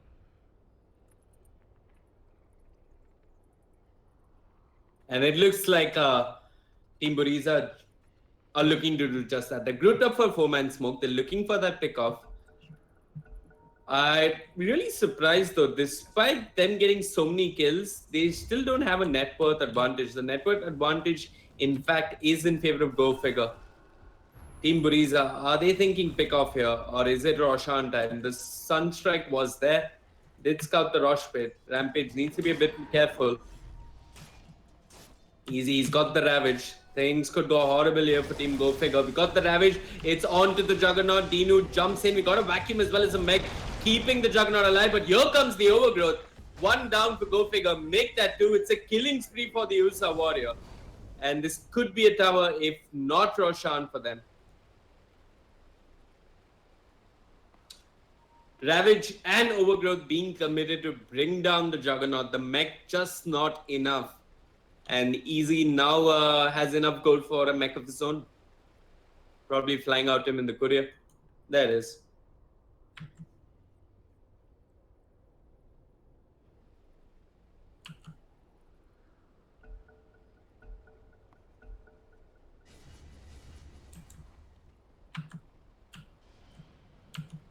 Team Buriza, they won a team fight. They're looking to move into the Rosh pit or possibly pressure this tower. I mean, this isn't the most useful tower to take down, especially when Archmage is making a much better trade in the mid lane. He's getting the enemy mid lane tower. But here comes a response from Team Buriza. Venom starts off with the X, has got the Earth Spike. Dinu on the Ursa. Where is he? He cancelled his TP. And Archmage is fine, turns it out with the Sunstrike and the Deafening Blast. Off by a matter of seconds, does end up getting the kill. but will end up going down to Clown Cave once more. And I'm not sure if that was the best trade for Go Figure.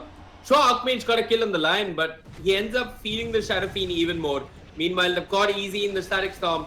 No way for him to pop a mech or the Ravage. And Go Figure, they're trading across the map. They're losing their Invoker, but they did manage to pick up a quick kill on the Tide Hunter. And without the Tide Hunter, Team Buriza are lacking a little bit in terms of team fight. Deliverance walks around the pit and walks straight into Team Buriza. Clown Cave with a raise and a couple of hits does end up sniping a quick kill. No Static Storm either on the side of Go Figure. And there's no real way for them to contest that. Snack still not bringing down the safe lane tower just yet. Go Figure would like to probably get a couple of more pickoffs with all the vision. They should be getting their hands on soon enough. Speaking of pickoffs, NJ out of position. Rampage runs in with the Blade Fury and the Iron Shell. The charge is there as well. It's one kill split by two, but it's a tower going into the hands of Rampage on the Juggernaut. And once again, the net worth back in favor of Go Figure. Archmage, he's by himself at the safe lane tower. Really not the best place to be at this time. Darkseer has his TP on cooldown. Disruptor has the TP at the ready.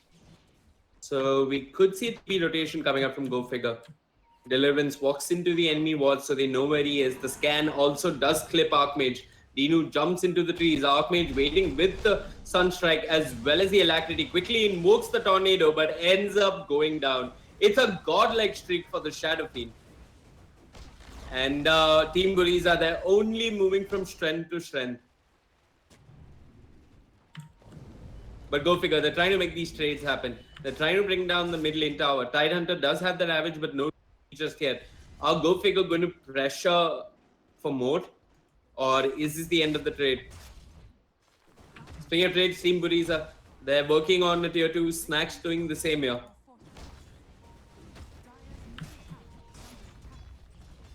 Both teams are trading towers rather recklessly. And I don't think Go Figure are really in fighting shape. With Ravage off, with a mech on the Tide Hunter, as well as an Aegis on those, so it's going to be a bit hard for them if they're thinking of taking fights. There is a charge on Clown K.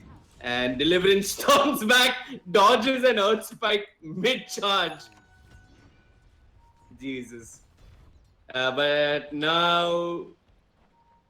Well, he's kind of TP out of the Dinu has no way to lock him down. And there's no backup just yet. But all of this is space for Snacks on the docks here, who's quietly punching away at this tier 2. Doesn't end up getting it and might just have to back off. Clown K, he's got the BKB complete at 18 minutes. And you've got the Requiem. Nobody falls just yet. Rampage pops the Blade Fury, but the Overgrowth will hold him in place. A Kinetic Field has been dropped. No Static Storm just yet. LG and Clown K still giving chase. They want more. They want Drake. Have they got enough to hold him in place? The Venom walking forward. He's got the Hex.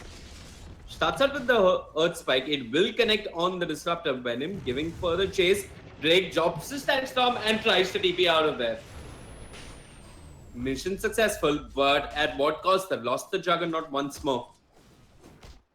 Go Figure need to buy time desperately because they are behind by a far bit. I mean, got a BKB as well as a Shadow Blade completed on the Shadow Fiend in just 19 minutes.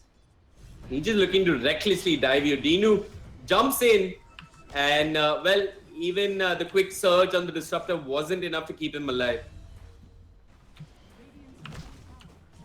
But Team Buriza, they're not messing around. They just want objectives. And it looks like Go Figure have to wait for Archmage to complete his axe if they stand any chance in team fights. And even then, I'm not sure if it's going to be enough because Shadow Fiend with that BKB just be that ridiculous frontliner.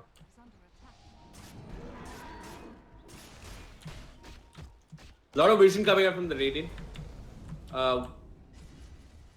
Both in rather similar places. One ward is timing out though. Both are timing out in fact. Go Figure doing the smart thing, realizing that they are lagging behind in terms of team fight and they're just not going to contest. Well, Deliverance is charging in, connects on the tree.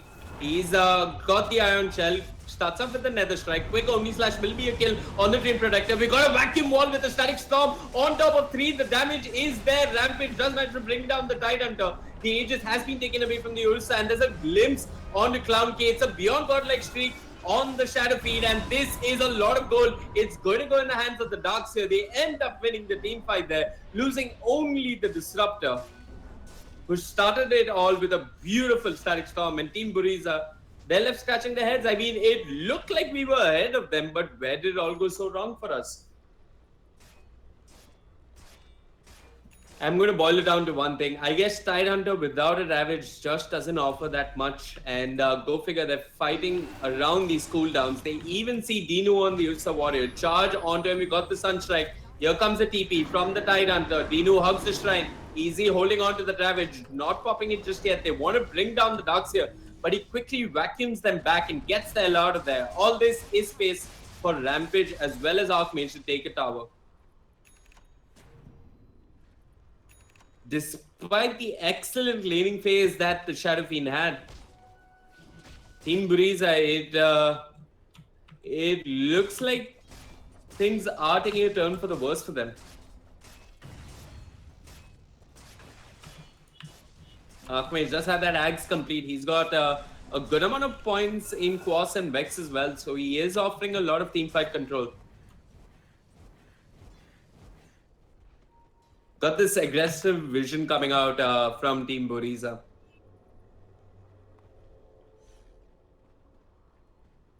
Not really anyone who can try and get a pick-off done just by themselves. Deliverance making progress towards the BKB.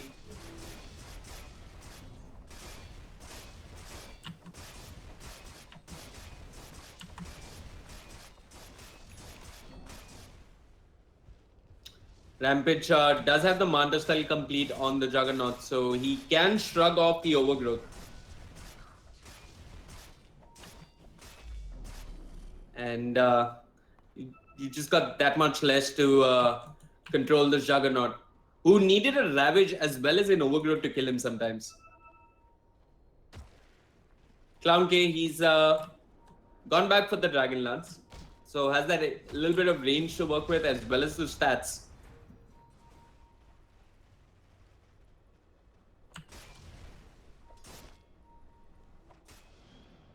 What's the plan here for Team Buriza? Wait for the next Aegis.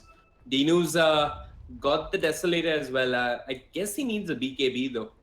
They popped a smoke there on the hunt. They do have a little bit of vision of Drake on the Disruptor. The Rosh is not yet available to them. Snacks gets the hell out of there. Clown K walking in aggressively.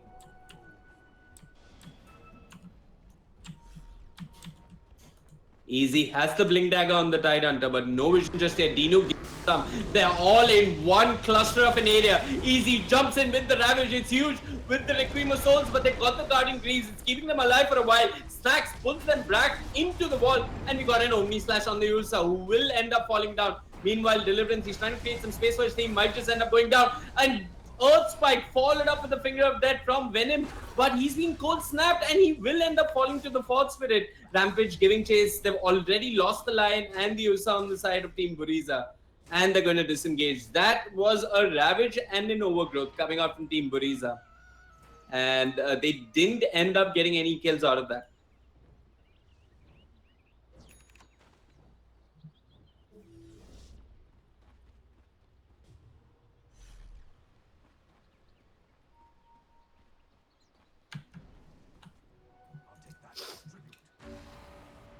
Snacks keeping pace with the Tide Hunter. In fact, he's a little bit ahead as well. Clown K with that huge Requiem. I mean, it was a beautiful sight, but Dinu jumped in and ended up getting brought down rather quickly by the Juggernaut. He badly needs a BKB at this point, and I'm not sure if that's going to be enough even.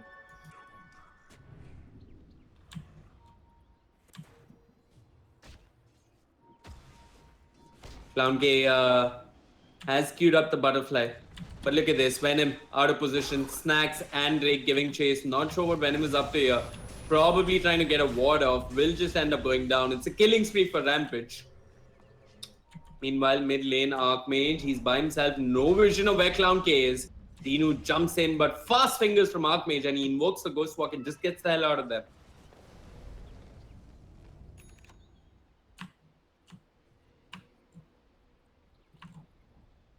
Archmage moving into the enemy jungle.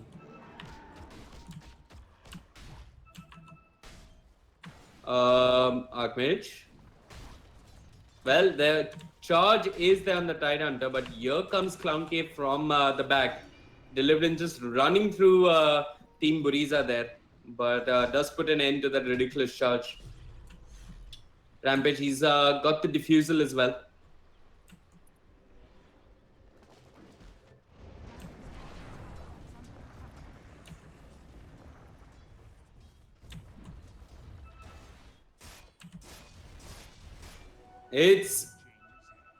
It's slowed down a bit, but it looks like GoFigure is still coming out on top here. They're farming the jungle a lot more efficiently. Dino on the Ursa, I mean, he's been jumping in bravely, but it's not resulting in that much often.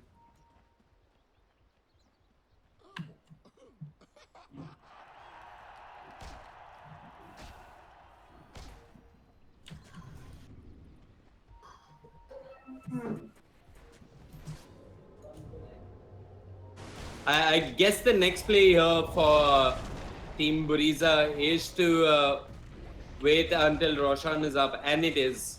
But they've lost the Dream Protector, who was on the quest for a little bit of vision, it looks like.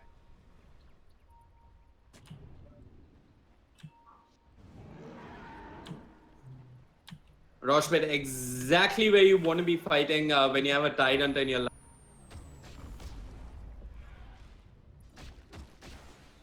Dinu.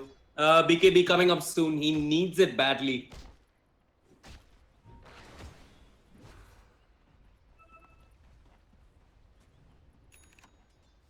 Easy. What could he build for his team here?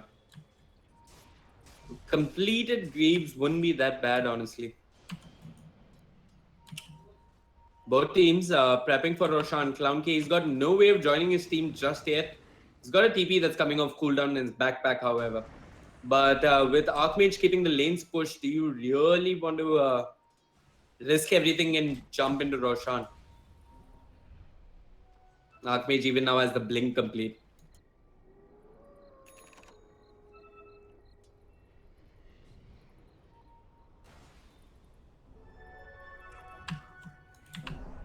Rampage looping around. MJ needs to be careful. But the good thing here is GoFigure have no vision, no true sight, in fact, of the Dream Protector.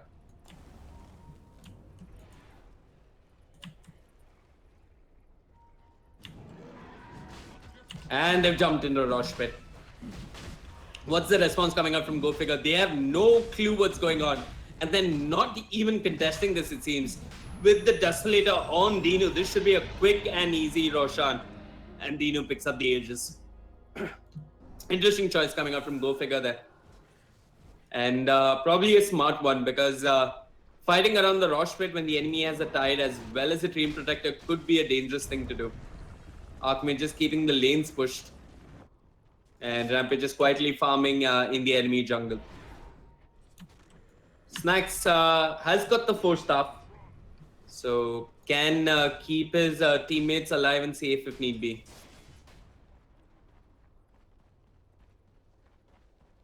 Well, Team Buriza, they do have the Aegis, but it still feels like they're losing advantage of the map. I mean, this constant split push coming out from GoFigure, just keeping them on their toes. Archmage even goes in with the EMP and the Ice Wall onto Dinu. The charge is there. We got backup on the side. Venom starts out with the X. It's on to Snacks. We got an Overgrowth onto 2. TPs are coming in. Here's Dinu with the Desolator, making good work of deliverance. Deafening Blast, but here's the Ravage with the Requiem of Souls. No mech, just yet the 4-staff doing its best to keep Archmage alive. But Venom with the finger makes sure he goes down. And GoFigure trying their best to minimize casualties there. But They end up losing the Invoker as well as the Spirit Breaker. Dinu finally getting to do the damage he was looking for with his Desolator.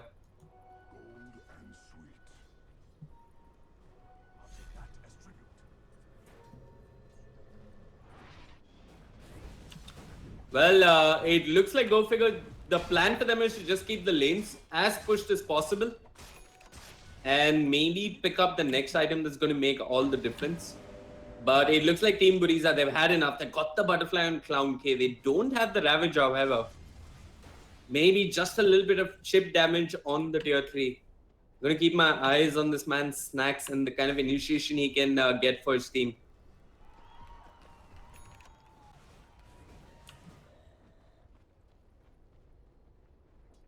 Top wave pushing in. No response just yet from Team Buriza. They have got the ages. They did win a team fight, but they are struggling to close this game. However, with the changes to shrines, it should be a little bit easier to go high ground. You've got less shrines to work with. 3 instead of 5, if I'm not mistaken, in the base. Snacks walks ahead.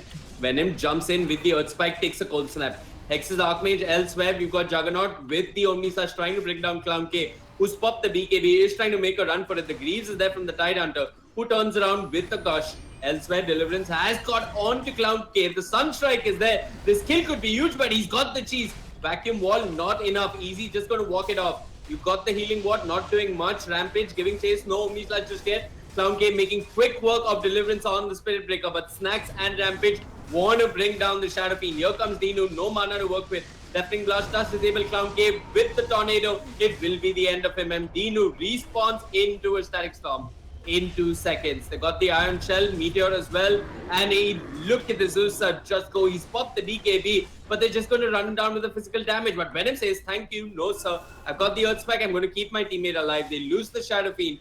They get a Spirit Breaker, but I'm not sure if that's enough. Sunstrike, just off the mark. Go figure. They take these fights when Team Buriza don't have the Ravage to work, and they end up winning them.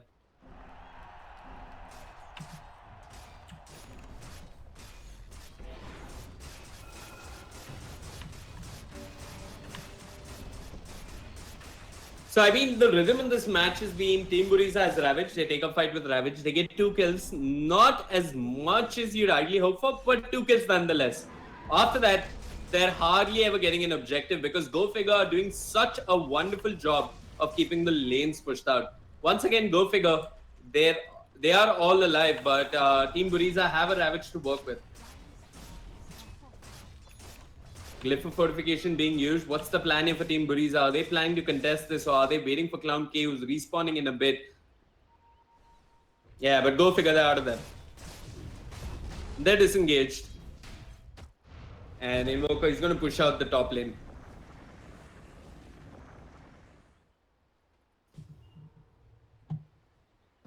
Got the Yules as well. Handy for the setup. Good if you're caught in an overgrowth.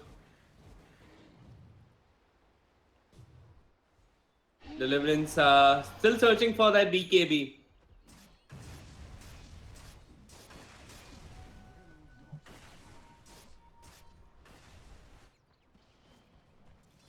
Team Buriza, they want to fight. They've lost all the vision that they did have across the map.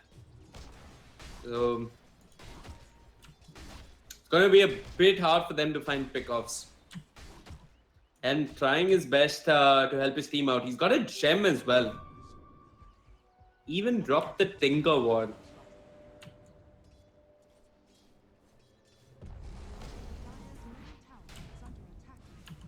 Clown K with that butterfly.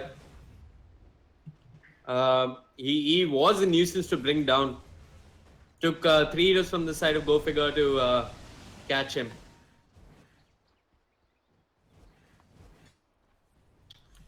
Venom has caught an Invis rune. Snacks could be caught with his pants down here. Yeah, surges and blinks out of there. Venom goes in aggressively. Earth Spike off the mark. And Snacks is safe for the time being. Gosh, these Juggernaut illusions with the Skadi and the Diffusal Blade just do so much work on Dino. Ursa with no mana, isn't that scary after all?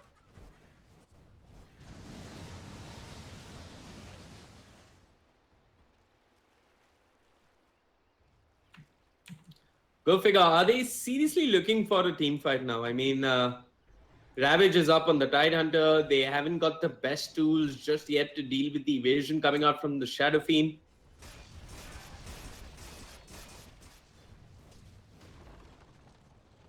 It looks like they're farming the map a lot more effectively than Team Buriza right now. I mean, Team Buriza, they see a hero in a lane, they all rush to that lane. It reminds me of Lagan when the Indian team plays cricket for the very first time. They see a ball, oh, ball, let's all run after it. 11 men running after a ball.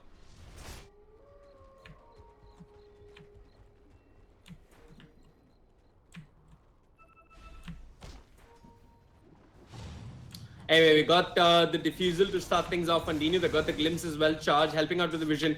That forces out a BKB from Dino on the Ursa Warrior.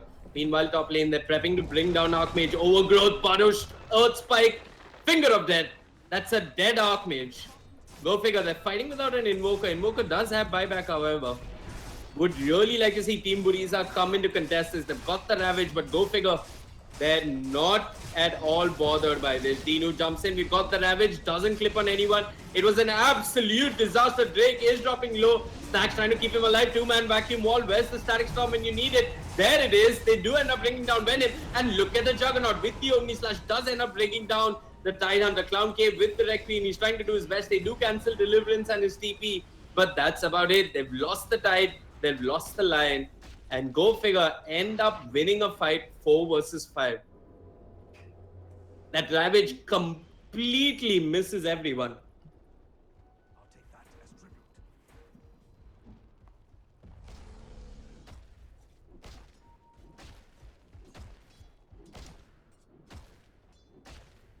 Yeah, Easy getting a little too eager to pop that Ravage.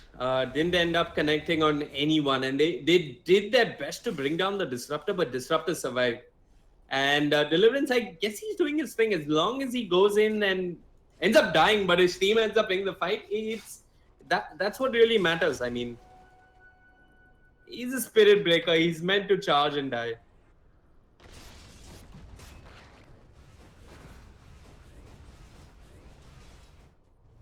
Archmage once again pushing the side lane. Are we going to see another overgrowth being committed for Archmage? But go figure, it's their turn to do Roshan. And they do know that Team Buriza are fighting without a Ravage.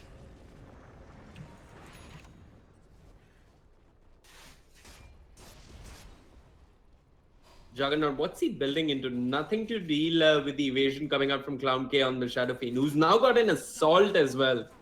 Jesus.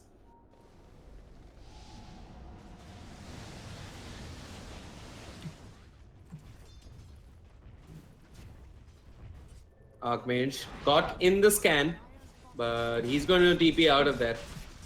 And once again, go figure, they made Team Buriza run after the ball while they're going after Old Man Roshan. And this is Roshan with the cheese as well.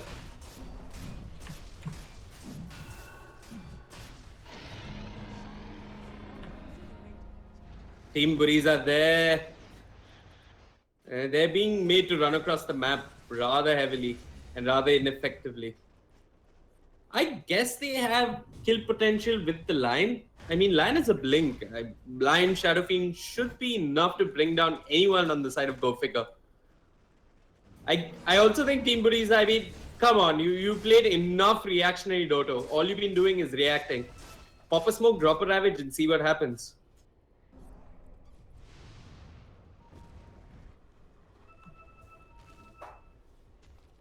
MJ getting some much needed information for his side, but there's a charge onto him. He's standing under a sentry, wants to pop the overgrowth, but the vacuum is there with the Sunstrike. There's the overgrowth, but he got the Nether Strike, and it's Deliverance who scores the kill.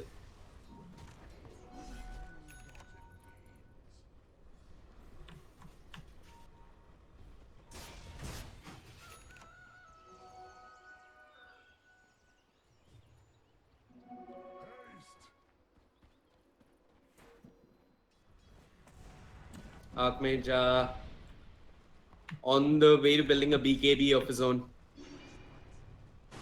Deliverance has his BKB complete, so he has license to just run in.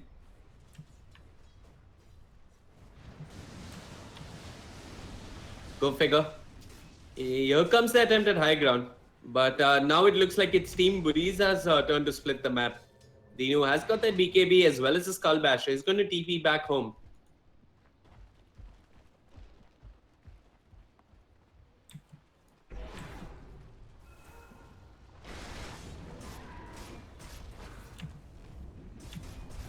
Easy blink, force staff. He's got everything he needs to land a good Ravage if need be. But his mana is being drained by Archmage on the Invoker. Actually, now would have been a great time for them to go on Go Figure. They didn't have the Greaves, they just used it. But go figure. Look at the discipline. No Greaves, they're just going to disengage. Maybe wait for Juggernaut to complete his own butterfly. So as Team Buriza, you can hope to do one of two things. You can hope they come high ground and you get off a good Ravage and get a couple of kills and maybe hold your high ground and network swings back in your favor. Or you can try and look for a fight outside the map. And it looks like Clown K wants to look for a pick-off.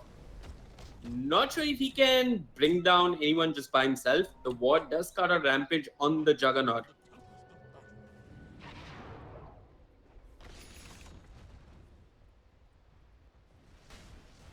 Team Buriza, what they do with that downtime right now is going to be extremely crucial. I'd like to see Venom ideally farm up his buyback. Because go figure, they are considering high ground and you want to have your buyback ready. So, you know, what's buyback looking like? Snacks has it. Clown K does. Dinu does have it as well. And now Venom has got buyback himself. So, not too bad. They have got a decent chance at holding on to the high ground.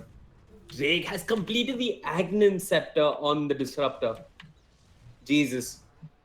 So if he does manage to connect a good Static Storm, that means no BKB coming out from the Shadow Fiend and no BKB coming out from Dinu on the Ulsa Warrior.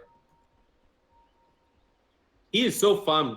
He does have a gold talent, but there's something more to this. Deliverance with that BKB.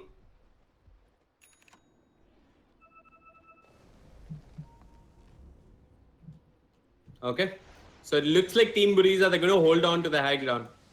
But this isn't going to be a straight forward high ground push coming out from the Radiant. They're not all just going to march down mid as 5. They're going to slowly split the map. You're going to have Archmage moving through one lane with the Invoker. Maybe a pick off on the Invoker wouldn't be too bad.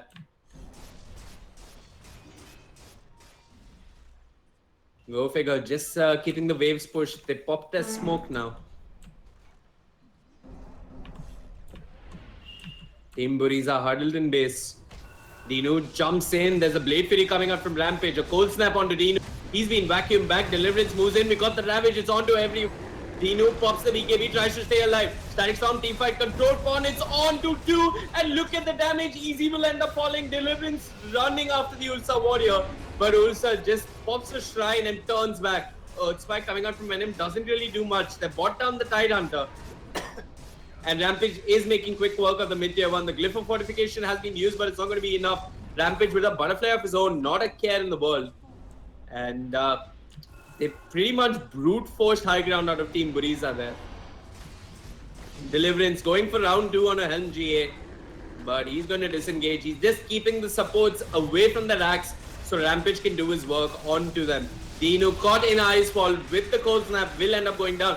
He's got buyback, but does he want to expend it? Meanwhile, Deliverance is moving on to the Train Protector, and the Train Protector is down for a good 50 seconds. All of them have buyback. The question is, are Team Buriza going to buy back and go for round 2? Round 2 with no Ravage, of course. Deliverance has got the cheese. Excuse me, it was Rampage with the cheese on the Juggernaut. And the tier 3 is dropping fast. Train Protector hasn't got Overgrowth either. They're trying to bring down the healing ward. Venom, quick Manta comes out from Rampage. They do hex up the real Juggernaut. Here comes the damage from Clown K, but Rampage shrugs it off, pops a Blade Fury, and could go again for round 2. We got an EMP zoning everyone out. Deliverance just charges in, pops the Nether Strike onto Dino. We got a Tornado, clips on 1. Deliverance running in with the BKB, might end up going down. We got a Static Storm onto 2, but the Overgrowth doing some serious work. They bring down the Disruptor. Meteor not connecting onto anyone. Snacks alive, trying to make a run for it. Rampage has left him. They will let the Darkseer die, but they did get the melee barracks, and all of this is space for Archmage and Rampage to rat a little bit more. They moved on to the melee barracks. They don't mind dying at this point. Archmage can BKB if he wants to. He's going to have to, but will end up falling down. So 2 lanes of melee barracks and a lane of both range as well as melee barracks. But look at this, Ramp turns around with the Omni Slash, gets a quick double kill, and he even gets the hell out of there. No, it wasn't a dieback on anyone just yet. But gosh, Rampage is being a core with so much more utility compared to the USA as well as the Shadow Fiend, who are really struggling to bring down anyone on the side of Team Go Figure. I mean, the only kill they're getting is Deliverance on the Spirit Breaker, but that's because he's almost running in, just trying to create space for his team to take down buildings. Going to do just that. He's running in again. This time there's no team to take down buildings. Is a solo pick-off possible? Looks like it isn't. And yeah, we got the MKB on Clown K now.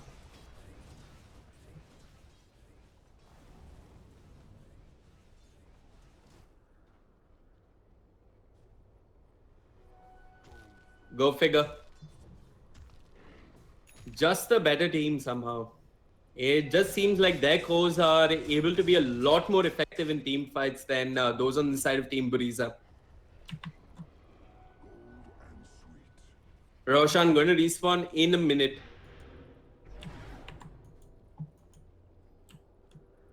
Go figure gonna wait for Roshan. And yeah, it looks like they are. They're just going to exit. Wait for Roshan.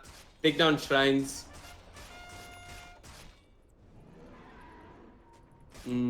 Top lane, we got the charge coming out from Deliverance. It's on Clown Cave. Bash number 1. Bash number 2. Vacuum onto 2 as well. We got the Overgrowth. Pops the BKB. Doesn't pop the Requiem just yet. Here comes Dino on the USA, trying to bring down Deliverance. But Rampage with the Omni Slash, he's brought down the Shadow Fiend. Ravage onto 2. Snacks might just end up going down, but turns around with the Shiva's Guard. A Static Storm onto 2 with the Meteor. It is a beautiful bit of team fight coming out from Go Figure. And finally, Buriza have tapped out. Go Figure. What a way to enter the Masters League. 3 games, and they ended up winning all 3 of them. Beautiful Dota coming out from them. And they are a team to watch out for in the Masters League. Anyway, folks, that's it for today, at least as far as Dota goes. But do not go anywhere. We've got some Counter-Strike Go coming up just after this. Thank you so much for tuning in. Adios.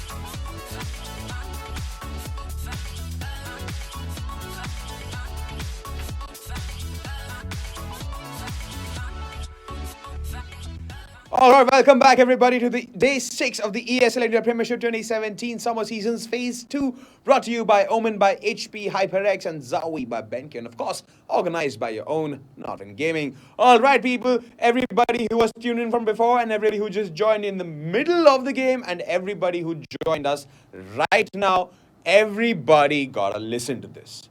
This is absolute decimation. Buriza made their way to the Master League with so many hopes, so many dreams. Looks like they are getting squashed left, right, center. The team tries so hard, but apparently the big boys play rough, just like it happens in all Premier Leagues.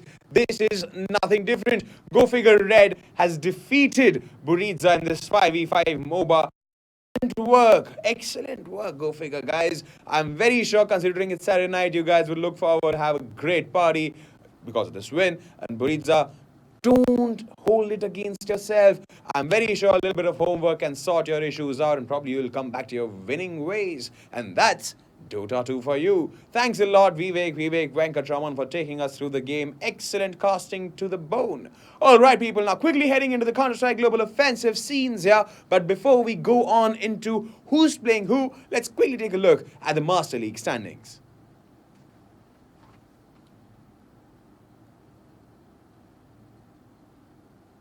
All right, talking about CSGO Masters, we have two contenders vying for the top position. Right now, we have Semperex leading the pack with 6 points in the kitty, 2 matches played, both of them victories, whereas Risky Gaming, for the first time ever of the ESL, in the ESL India Premiership 2017 summer season, have been pulled down to the second position because of the win-loss round ratio. They are in the second position with 6 points. Same stats like Semperex. It's just the win round losses which have made the difference here in their standings. Whereas JMD Gaming, third position, 3 points to their name, 2 matches lost and 1 as a victory. Now, Team Wolf is yet to score any points because they've played 2 matches and 2 matches have been turning out as losses for them. Now, Entity Gaming is going to have their amazing match today against Brutality. That's what's happening today. So we'll find out where Entity will be able to score 3 points or not. We'll find that out today, because Trademark Gaming is standing right behind Entity Gaming in the 6th position. They are yet to score any points because they played 1 game and that game was lost. They're having a match off stream. Maybe they can make amends there, maybe not. But we'll keep you posted here as and when the scores get updated here on the ESL India Premiership 2017 Summer Season Phase 2, because Brutality is yet to break even, just like Entity Gaming, and so does Dare to Dream. There are these 3 teams who are yet to have any proper matches so that they can be segregated into their positions in the Masters League standings. So right now, Entity Gaming Brutality is going to happen before we go on into the game, let's quickly, since the opportunity is right, let's take a look at the Challenger League tables. Alright, talking about the CSGO Challenger League tables, Game for Glory, a team from Pakistan's all the way up top with 6 points to their name, 2 matches played, both of them victories, whereas Iati is an Indian team, that too, is standing on the 2nd position, 6 points out of the 3 matches played, 1 is a loss. Now, Shooting Monkey stands in the 3rd position. They have 2 matches to their name, they've secured 3 points, meaning that they have 1 loss, 1 victory. Now, Too Easy Gaming is in the 4th position. They tried vehemently in the Phase 1 playoffs, couldn't secure a position in the Masters League, and are now trying to make amends in the Challenger League and compete for a position in the Masters again. They are standing in the 4th position with 3 points to the name out of the 1 match they played, which was a victory, whereas Team JHS, 3 points out of the 2 matches played, 1 loss, 1 victory. Now, Blitz Gaming is yet to break even with any points because they are yet to have any face-offs against any opposition, but they will soon have their go. Whereas Accuracy Gaming is having a very pathetic run. They've played 3 matches. All of them have been registered losses, and they have failed to secure any points, just like Team Elements, the team which got relegated from the Masters League, if you guys remember, from in the playoffs, and they have played 1 game, and that too a loss. So right now we're going to have a face-off between Brutality and Entity Gaming, a derby of sorts when it comes to Counter-Strike communities. Everybody knows Brutality to be pretty much a popular team. They have been playing CS since the 1.6 days. They are pretty well renowned, much loved in the Indian Counter-Strike circuit. A lot of people love this team. Also, the teammates, as you can see, they are led by Arun Juventa Kanpal. They have been playing since 1.6 days, like I told you, and it's fan base, very surprisingly, is unrivaled by any other CSGO team in the country. I mean, ND Gaming is a huge brand name altogether, but the kind of fan following which Brutality has backing them is immense. It's extraordinary. It's also because of the fact that they are one of the most recognized team. Their gameplay is much looked upon as the fact that it teaches a lot of budding CSGO players on how to play competitively. Now they're a Mumbai-based team, and they have added former Destructive 5 players Pranay Bhatia and Kunal Peksa Bhatia to the roster. They were placed 7th in the summer season phase 1 of the Masters League, and they entered into Masters League playoffs due to their burgeoning rounds difference. Now, fortunately, they had retained their spot in the Masters League, and they look forward to not repeat the same mistakes in the phase 2, because right now they're going to be facing off the machine known as ND Gaming. Sai and Gang People, again a Mumbai-based team. They are made up of former members of the team Invisible Wings, and as Invisible Wings, they have won the Challenger 1 of the CSGO event of the ESL India Premiership 2016, and were one of the top 2 CSGO teams at the 2016 Masters. Now, like I said, they're captained by none other than the powerhouse Simmer Sai Sethi. The team has been quite consistent in the Indian esports team, and they have had a very strong footprint in all esports scenario when it comes to the Indian subcontinent. So will they be able to convert this game into a victory and break even with 3 points after having this match as a victory, or will they go berserk and lose out to the mean machine, the mean brutals known as Brutality, Venom and Gang? What will transpire? Well, we'll find out soon, as and when Archie Fett, our caster, takes us through the game, as and when the action happens. So people, hold on to your seats. This is going to be an immensely awesome ride, because these 16 rounds will define who goes up in the points table and who goes down. This is the ESL India Premiership 2017, the summer season phase 2, people. And if you guys want to register for the phase 3, the registration is already open. All you gotta do is follow the link on the screen, go onto the page it takes you to, register for the games you want to participate in, and boom, you're a part of the ESL India Premiership 2017. As simple as that. Well, I'm Vagish Gosleban, and without wasting any more time, let's quickly head into Counter-Strike Global Offensive.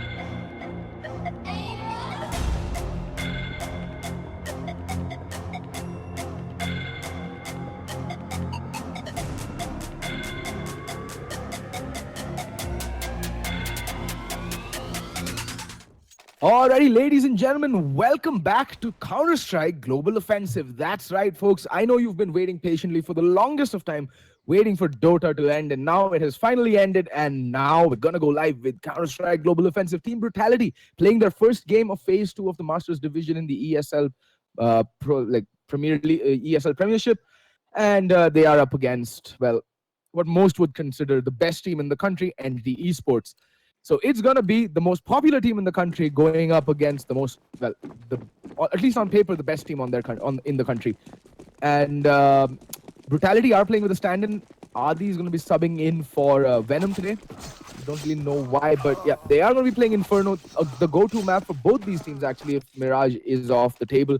Although I'd have to say, when I see Entity play on this map, they're just shade better than most other teams that compete against them on Inferno. That has got to do with the fact that Entity's team play is just a little bit more superior to most of the teams right now playing this map, and that's primarily because of the fact that they get to practice day in and day out. They are a salaried outfit and have boot camps regularly. They, I think, live in the same house, play together, live together, and frag together. So yeah, that's why you see that the team play coming out from them is slightly superior than most other teams competing at this level right now in Indian Counter-Strike. However, take nothing away from Brutality though. They have been scrimming on Inferno incessantly and are pretty damn good themselves. Had the fortune of playing with Adi last night. Counter-Strike, nothing else. Nothing nefarious, folks. But yeah, was playing the same map on matchmaking though. And that infernal Valve matchmaking, well, unfortunately we came up against two cheaters, so, well, no harm, no foul, that stuff happens. But on the bright side, I got to, pick Adi's brains a little bit about how he approaches this map and yada yada. And his insights in this map, pretty good, pretty sound. His fundamentals are obviously sound. And on his day, Adi is almost unplayable if he's hitting his shots. So he's a very worthy replacement, or he's a very worthy stand-in for Venom, the man, the myth, the legend himself. But it's gonna be interesting to see how he synergizes with the rest of his team. He does play a lot on Venom streams, very often with the boys, so shouldn't be that hard. On the flip side, though, Entity are a tight-knit unit. They practice day in and day out. So pistol rounds going live. Brutality did come out on top of the knife round, and they decided to go with the CT side. Inferno very much still a CT-sided map, provided you know what you're doing. The buy is coming out, so okay, Rix and Juventa both running utility. Juventa with the kit, Rix with the nade and the flashbangs. He's gonna go up mid, and Juventa gonna be facing Banana right now. Not much in terms of aggression. There's two players holding team mid. That's Ace and Sai. Oh, Rix gets spotted out. Needs to be careful. He's just toying with mid player. That is Sai. Ooh, almost lands the headshot. In the meantime, Juventa is going to be seeing some action very, very soon. Ace just jump spotting there. Oh, does get spotted out. Takes a few pot shots, just tapping away. Needs to be very careful. Ribby's just around the corner. Oh, yeah, Juventa needs to back off right now. There are two players over by the B-bomb side. And Excali, in the meantime, does find the player playing mid. That is going to be Rix. And oh, does get found out. But it is going to be a B-hit bomb making its way over to the B-bomb side. And players just streaming in. And Ribby with the two crucial entry frags. That's the B-bomb side right for the taking. And Ace isn't stopping. He's just made his way and taken such an aggressive position over by Speedway. And decapitates Adi. And well, he's going to re-peek for the fight. I mean, why not? That's Pexer tapping away. Ace and Pexer just... Pexer... Finding Ribby though. Oh, the last man alive runs out of bullets, switches guns, but unfortunately there's A-Star to clean out the round. Ribby with the crucial two entry frags, Excali with the kill onto Rix. Over by mid did enough to hold off rotations. Enough to hold off the rotations till the B hit could, take place in earnest. And that's what secures entry the pistol round.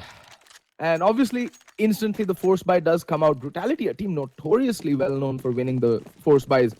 But Ace out on the Mac 10. He's going to go into drive-by mode, folks. He's going to be the scout. He's going to be scouting wherever. He should be the first one in. But actually, it's 5 SMGs, so it doesn't really matter. And look at this. Juventa with the Deagle. Taking some nade damage quite early on.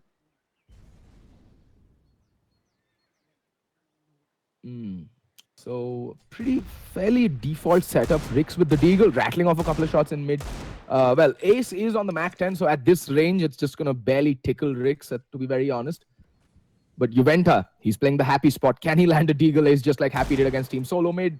Erstwhile Astralis, now Astralis, erstwhile, they were called Team Solo Mid. Holding that pixel angle. We all know he's a plenty good shot with the Deagle. But he's rattling off a few shots, takes some damage in return, but unable to do much. Oh, the smoke does come in. Doesn't have a flashbang to help him peek, though. It's all going to come down to Wuz, who is boosted up. Excali spots him, instantly dinked down. And Excali making his way over to Coffins. And Juventa getting the kill onto A-Star. It's going to come down to Juventa to hold off this B-hit. Rotations are coming in. Juventa lands the headshot. And it's down to a 3v4. Like I said, this team is exceptionally good against, on their eco round, like their force buys, Brutality. And look at this. Oh, Adi getting spotted out, but Adi will take Sai's head and recovers the UMP as well. And Adi's not done. He gets the headshot onto Ace as well. And it's all down to Ribby. Old man Ribby, the most experienced of this entity lineup. And he's in a 1v2. He needs to isolate these 1v1s. Oh, and Adi does spot out both players, but unable to land the spray down.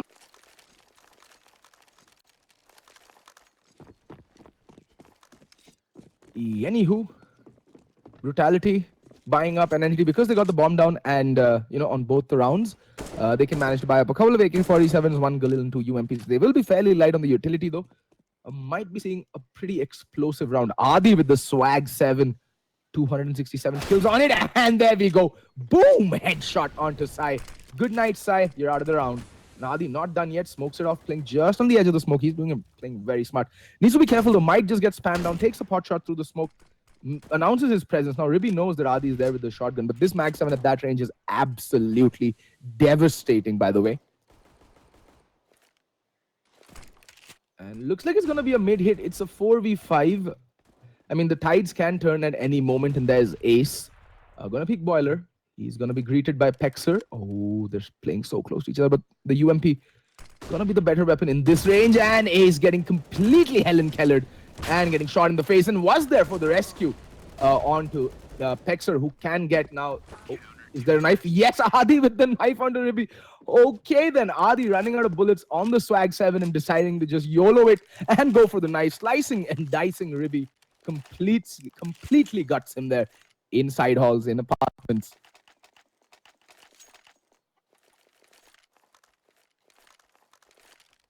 That's 2 rounds on the board for Team Brutality, and now Entity will have to eco in earnest. Just going to be Glocks, a couple of upgraded pistols, like 4 P250s. That's all they have to work with.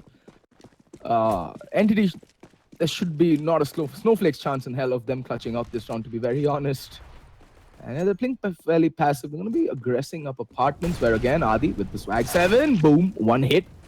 This man's just feeling it right now, and that nade's going to land on Ribby's lap, but I think he manages to back up enough to be able to, oh, but that dink through the smoke. Adi's going to be fuming. Adi is going to be fuming. But he beats a hasty retreat. He'll be able to make his way back up to apartments. That's interesting. In the meantime, Bomb is stuck in apps. They need to make their move fairly quickly. And Adi's still just lurking by the doorway. That flashbang, not really going to catch anyone right now, but it's just, ensuring him those couple of extra seconds of security and safety. In the meantime, Rix is going to be facing 2 players. Oh, the Molotov, the Deagle. He's just deciding on what weapon to use to wreak utter death and destruction. And Adi, oh, caught in 2 mines, unable to decide on whom to get the kill on. And there we go. Pexer whips out the USP. He's getting rushed. And oh, Ribby picking up and rescuing the swag 7 that Adi dropped, and does manage to land the kill onto Pexer, who's playing in pit there. Unfortunate, but the AK-47 does get recovered. They have enough money on Adi and KB. Adi has farmed so much money. I think he got 2 swag 7 kills in the round previous to this, and a knife, and then 1 swag 7 kill in this round. So that's a metric crap ton of money that Adi's managed to farm up. And now Entity will also be able to go in with a full buy of their own, at least armor AK-47s. They do have 4 smokes to work with. Not much in terms of any other form of utility, though.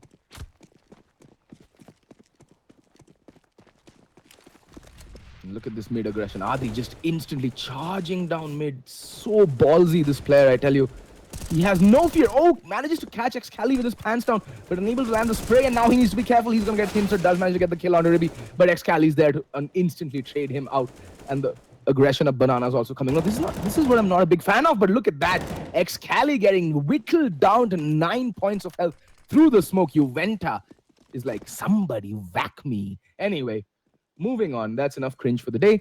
I've done my quota of cringe. That shall be all. And was there gonna spot out A-Star, spraying and praying, unable to land the kill. That he needed that kill, but now both A-Star and Excali are internally bleeding. So what can Pexer do? Pexer, it all comes down to him. He's gonna make a play, and A-Star there to get the kill onto him as well. Okay then, down to a 4v2 all of a sudden. A man advantage being turned into a 4v2, and that all comes down to unbridled aggression over by the A-bomb side. There's no need to push up. Okay, you're 4v4 after Adi does get picked on, but that doesn't mean that you keep re-aggressing at this point. Sai is going to get burnt out, though. He doesn't have any HP, and there we go, Sai. Burning in the pits of hell. And Excali needs to be careful. He's so low, and Rix is charging in and does get the kill. Bomb is still dropped over by T-Apps. Okay, that is utterly disappointing. And Ace taking the long way around. I don't think he knows where the bomb is, and I don't have time. They just don't have time. A-Star and Juventa both so low, and somehow both kills go Entity's way. And miraculously, even though they had zero bomb control, they managed to pull this round back. And the thing is, because Brutality were so good at managing their economy going into the previous 2 rounds, they'll be able to buy into this round easy. Op coming out onto Rix and the full set of utility as well.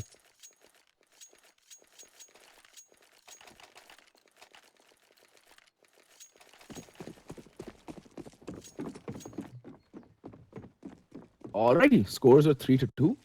Both teams have a full buy. This is going to be the round. Rick's getting completely blinded over by mid, and he's going to do the wise thing and retreat. Not going to re-peek that angle. Doesn't know what awaits him at the turn of the corner.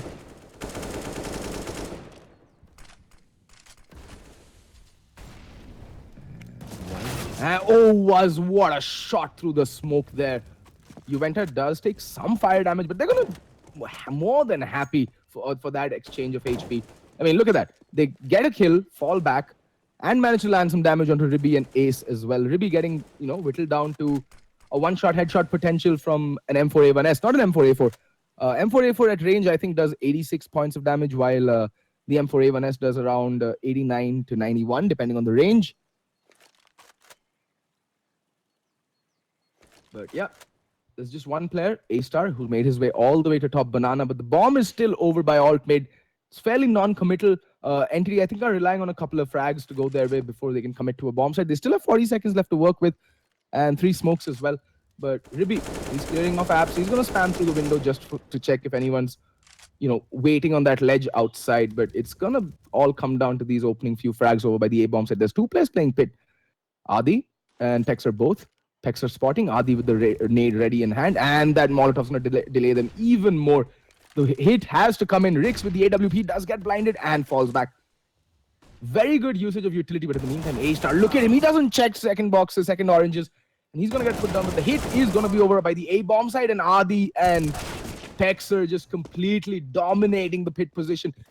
Absolutely eviscerate that A hit, but the bomb is going to get planted. Rix does get third out. He's got a pistol out.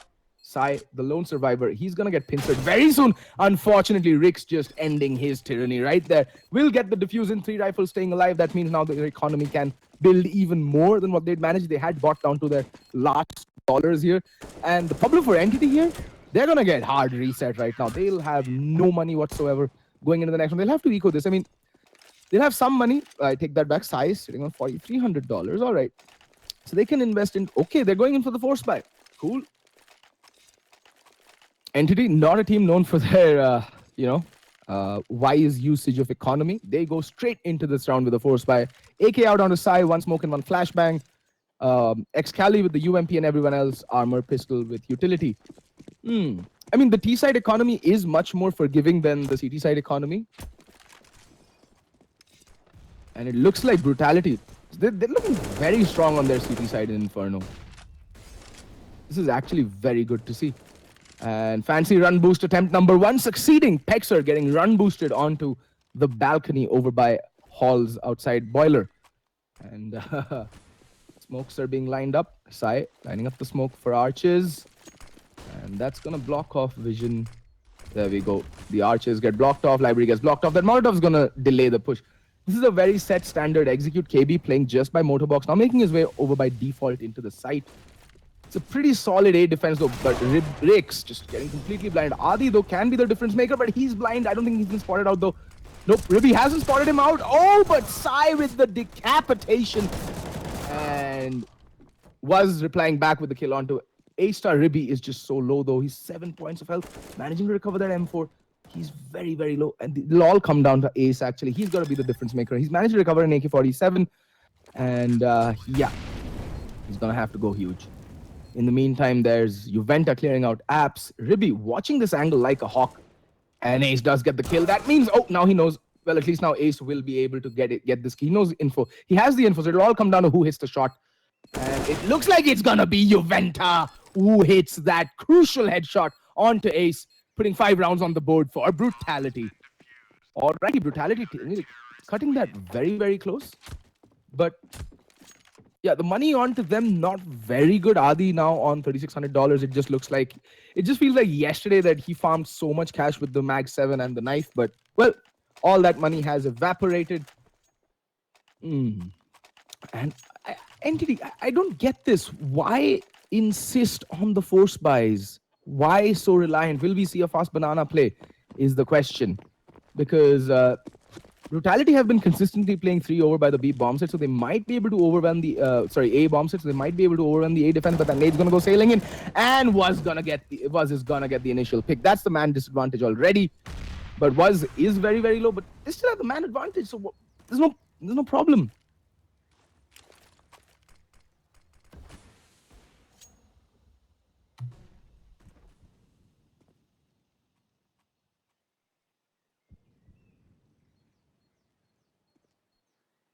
Was gonna get boosted up onto flower beds. Now, this is a very common angle now.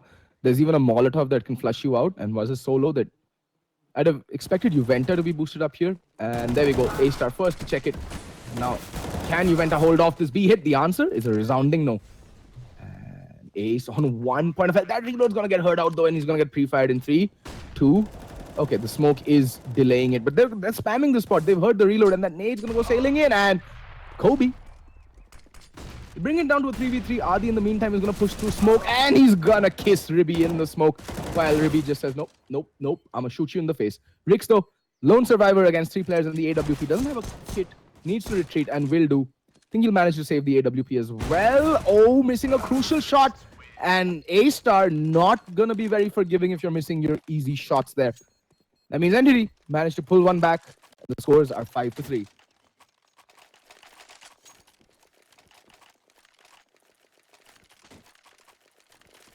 I mean, to be very honest, I think Entity need to just, at the most, put 6 rounds on the board on their T side, and they should be able to come back on their CT side.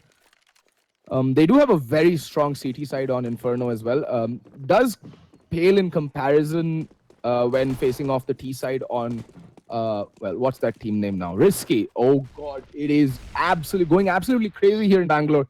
There's a thunderstorm out there, and oh, Juventa, sweet. 1 dig. Can he do more? Nope. Sai with the op says, sit down, son. Sit down. Back down to a 4v4 man advantage, instantly neutralized almost there by Sai. There we go. Adi yet again with the Nova this time. Someone look at this guy's inventory. He has a Fire Serpent, Mecha Industries, a Karambit, Slaughter, Minimalware. I mean, just selling his inventory, that's my annual salary right there, sitting in this guy's CSGO inventory. Shit, as they say, in the wire. Rix, though, playing a very close angle with the UM. Teams on kind of a mixed buy. Oh, Adi does get taken down by A-Star. Pexer now gonna be pushing. Does get the kill onto Sai. Oh, that's a crucial kill. That's the AWP out on the hands of one of the most dangerous players in the country, considered by most to be the best in India. And look at this, Pexer just pushing, and A-Star does get spotted out and taken down. Man advantage wrestled back by the T's, and that's not just it. If Pexer just continued going down that route, he would have gotten bomb control as well. And Rix gets the kill on a Ribby. And now, Ace again in a 1v2. Can he clutch this? Is the question, and the answer is no. Sorry, 1v3. There we go. Pexer getting the crucial kills that round. And such a back and forth game of Counter-Strike. And there we go. A-Star. Instantly the buy comes out. I mean, 3 players can buy, and Ace is in no position. He'll have to double save, so it does make sense for this buy to come in, to be very honest.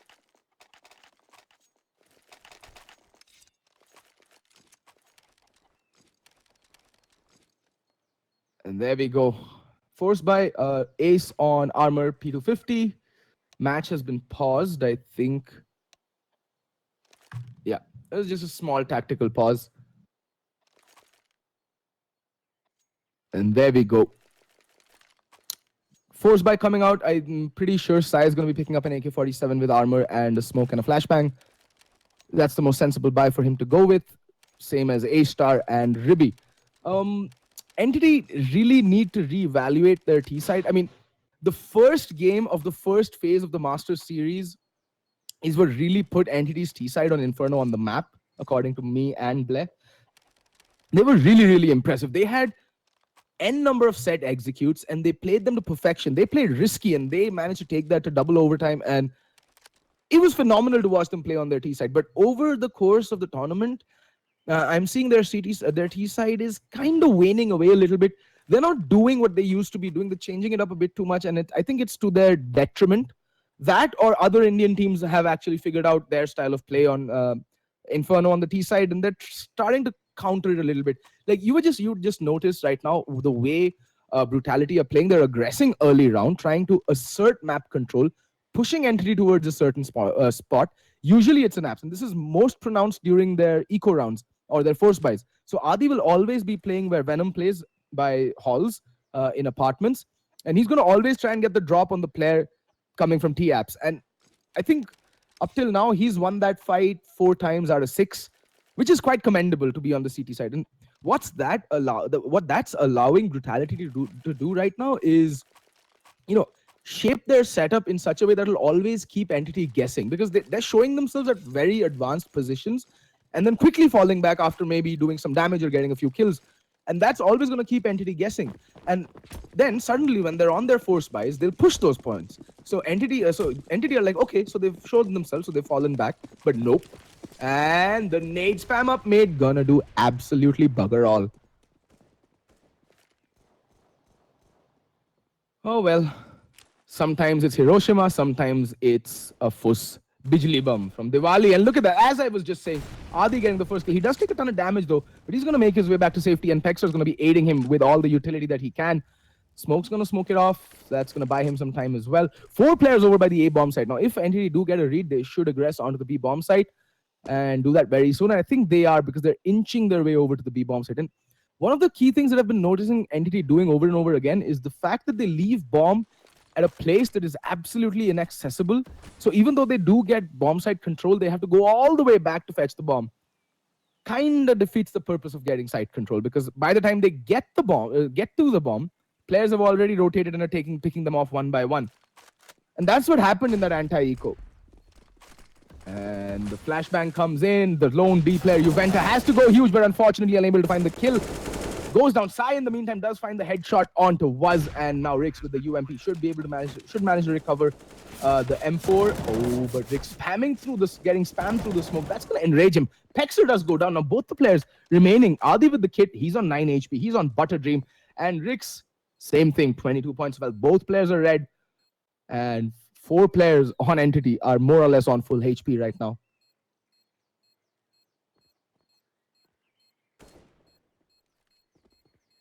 Safe to say Rix, I mean, he's caught between a rock and a hard place. He'll just be looking to try and get a few exits, but I don't think none are going to be coming his way. All 4 terrorists are just making their way up Banana, and now Venom needs to beat her hasty retreat. Sorry, Rix needs to beat hasty retreat, and he does manage to do so. Both players managing to save their rifles. Oh, nice position here, Adi. I'm going to take this from you.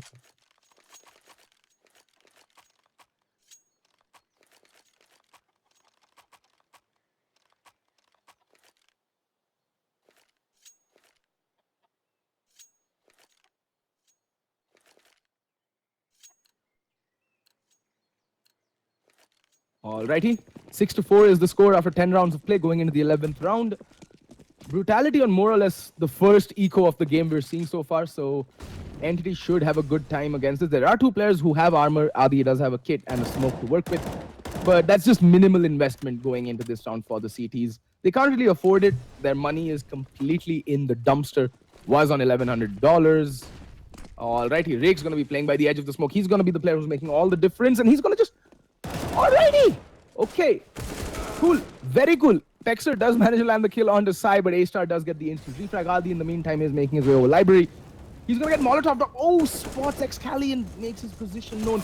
And A-Star's there to stop Was right in his track. That comes to a screeching halt. And Adi's already retreating. He's like, nah, nope, I'm out of this. Need to save this AK-47 for the next round as well.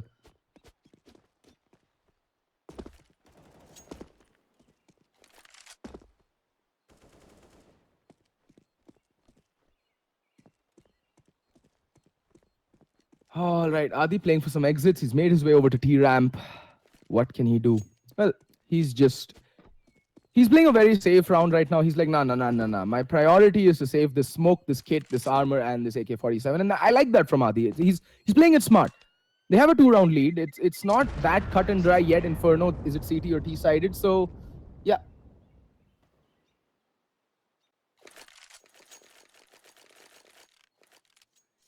Alrighty.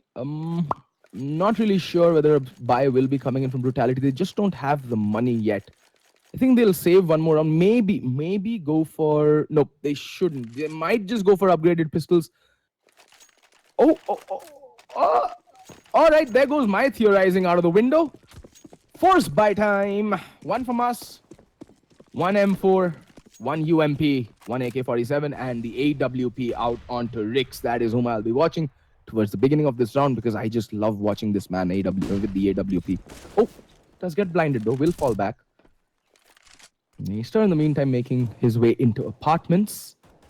See now, this is the thing, right? Because Brutality are on such a muted and neutered buy. They're not going for that aggressive play that saw them so much success in the early rounds. And I think more importantly, I think Entity should have figured out where and why they're and who all are pushing, so they can actually kind of neutralize this kind of play coming out from Brutality. And unfortunately, not timing that flashbang very well.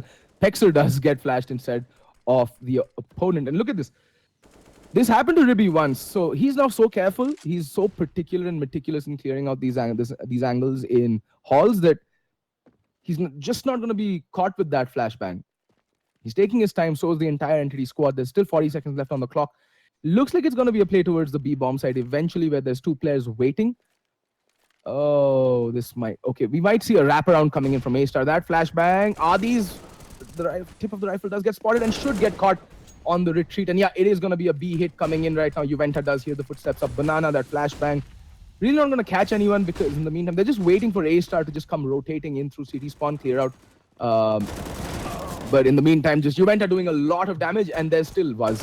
In Dark gets one kill. Can he land more? Gets two. He's gone so huge and does manage the 3K. And what a hold by was doing God's own work right now. And will he go for the AWP? No, they're sticking with the single op. Not a bad idea. And 7-5 is the score. Entity might just look towards getting one more round on their T side. Their CT side is pretty formidable, so I'm guessing they're confident enough to be able to see it through.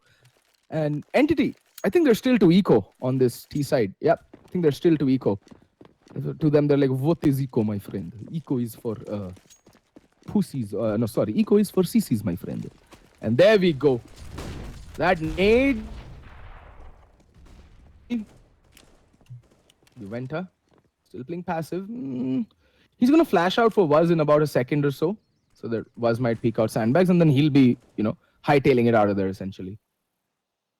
Just waiting here. I'm just waiting for this team flash to come in so that Waz will be able to peek Banana.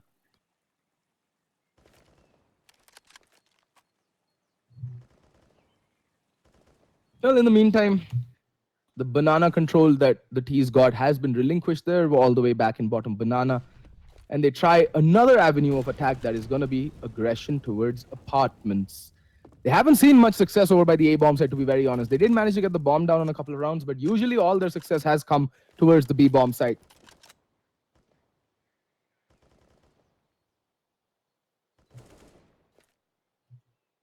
And right now, Ribby is playing a very dangerous game. Pexer's gonna just peek and but Ribby snaps out and takes off Ribby's head. And Adi does retreat over to Pit. He's gonna have it all to do. The A hit is coming out in earnest. Rix with the AWP. Will he pop flash out? Nope, he doesn't and misses an easy flick shot, but does manage to get the re-peek onto Excali. But A-Star's there for the refrag, and Ribby's just doing God's work over by Pit. That's the A-bomb side control completely rested from ND Esport, from Brutality, but was... Alrighty, lands a headshot, brings it down to a 3v2. Has to come in with yet another kill if he wants to go in for the retake. There is... The kit's onto both players. Juventa on the meantime is on the long wraparound. I think everyone playing inside would have heard it. And they're already backing off. All right, they're calling for the save already. They're just falling back. Maybe stick around a few more seconds to get some exits, but that's all they're going to be doing.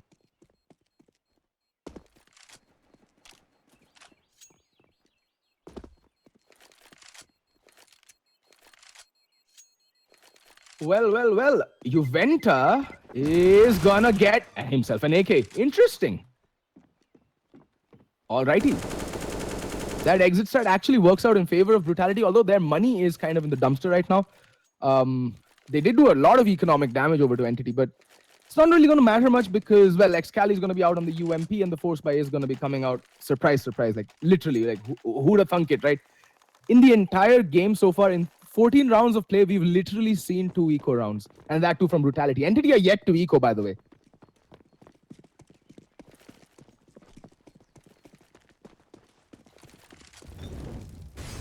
And yeah, Juventa. That Molotov's not going to allow some banana, any aggression of banana. And nades thus far pretty light. And Excali and Sai. Excali is the only player over by banana with the UMP. Sprays down, gets the kill on the was. Should smoke off and hightail it out of there. Has 12 bullets, but Juventa peeks the corner and does so much damage onto A-Star. Alrighty. This B defense coming in from both Juventa and Waz has been absolutely rock solid. And there is a gap on the edge of the smoke. Adi in the meantime gets a drop onto Ribby.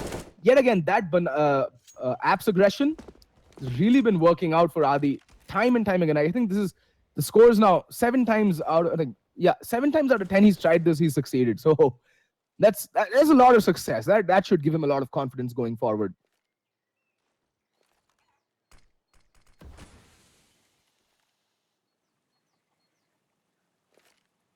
Okay. Sai, I don't think he knows there's one player about to peek him, and that's Adi. Adi's just feeling it right now. Oh, spots out Ace, but unfortunately then realizes that all he's wielding is a Nova. Like I could actually see the disappointment in his like crosshair movement. He went like, oh, but it's Adi, folks. He never takes no for an answer. And Ace, what a flick from him. But look at this. Look at Rix. He's just so smart. Pop, pop. Bomb carrier goes down. It's A-Star. Very low HP. And Rix, okay. That's the whiff of a century. He's in the 1v2, but all he needs to do is buy time. And A-Star solo gets the headshot. 9 seconds left on the clock. Sai with it all left to do. All Rix has to do is survive. And he did. He will survive. Staying alive. Exactly. That's the song. Just play that for Rix already in the highlight reel. Just staying alive right there. Clutching that round and going absolutely huge for Brutality, who put 8 rounds on the board. And because it's the final round, Entity, they're like, again, what is eco, my friend? Eco is for CCs. I will not have to go for that damage control again, my friend. Anyway, going forwards. Force by coming out from Entity, AK out onto Sai, who has been very quiet this game, to be honest. A-Star has been the only player on Entity who has kind of even shown up in any measure on 17 frags. And everyone on Brutality has chipped in. Everybody's playing they're playing proper Counter-Strike, folks. They're flashing in, but in the meantime, A-Star will say, hello, Adi, and just completely lobotomizing him in that position that he's had quite a lot of success there. And Ribby, contemplating the meaning of life. Slowly and steadily making his way up. Banana, in the meantime, will have his work cut out for him. Doesn't have any utility. Juventa needs to flash out for him and needs to do it ASAP. And we see the smokes and the flashes will come raining in. And if he just peeks out right now, he's going to find so many kills. But Juventa getting Kobe'd off coffins right there.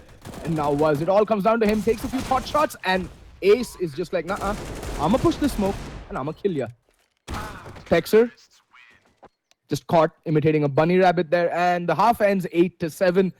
Not a bad T side from Entity, to be very honest. 7 rounds, pretty manageable on their CT side.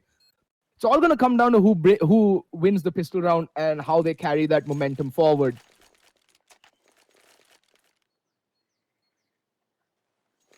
So let's see how this happens and how this plays out. So far, it has been a riveting game of Counter-Strike.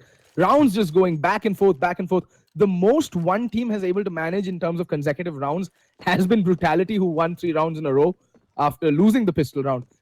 So that's how back and forth this game has been. It's been, as they say, it's been a yo-yo of a game. And in the meantime, the entire Brutality squad in a Congo line up alt mid and is gonna have his face restructured by Sai, who gets the pick and wisely so falls back.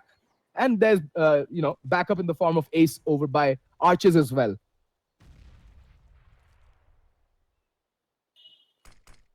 And this is a very good bait play coming out between Excali and Ace. I don't think they'll expect Ace to be in this cubby hidey hole. And nope, Juventa and KB. That is Pexer. Just too strong, my friend. Too strong.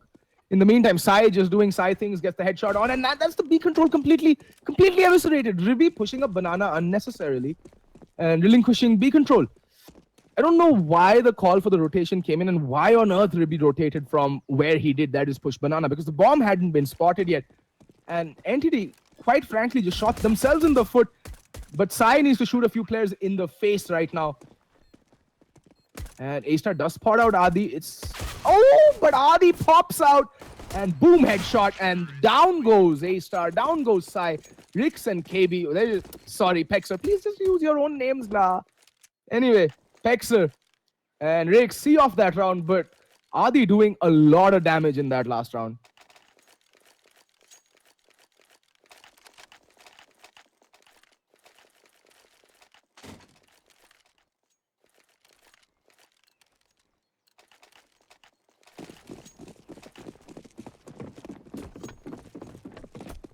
And yeah, Brutality seeing off that pistol round in style at the end of it. And yeah, Rix just bombing up Banana. And again, force by coming out from Entity. It's pretty par for the course right now. There's no one to find. Rix just jumping up and down, trying to see if he can catch someone aggressing up Banana. Not going to find anyone, but Bomb is still all the way down T-ramp. So it's very non-committal. They're just feeling out the CT setup right now. And what this allows them to do is draw out whatever limited scrapes of utility that Entity have on them. And they can literally just walk onto a bomb site late round and just take straight up aim duels. Because, you know, see, by the time late round comes in and you don't have that much utility, you have to relinquish these close corners. And oh, Pexer already opening things up with a kill onto Ace. Ribby all alone. In the meantime, Adi seems to be taking a ton of damage. And Sai does get found out by Pexer again. But there we go. Ribby pops out. This man is like a bat out of hell. He'll pop out of the corner and take your head off straight, no questions asked. And he's on the flank. Alrighty, he might just be able to catch one player off guard. Pexer taking a really, really offish angle over. And he's going to be making his way through Speedway. So there's already a natural flank coming in from the T's already. In the meantime, oh, Ribby doing God's own work. Gets the bomb carrier down. Can he do more? Yes, he can. And all of a sudden, it's Pexer in a 1v2. He's been here before. He's clutched such situations round and round again, but he's going to aggress into a pistol. Not the wisest thing to do in CSGO, and does manage to decapitate A-Star. Now it's all down to Ribby. He's holding this angle, and that Molotov is just going to land behind Pexer, but he's so low, all he has to do is round one shot. And Ribby with the clutch. There we go. 3K from Ribby. 4K, sorry, pardon me. Ribby just went on a rampage that round, and welcome to the server, Ribby. Welcome back.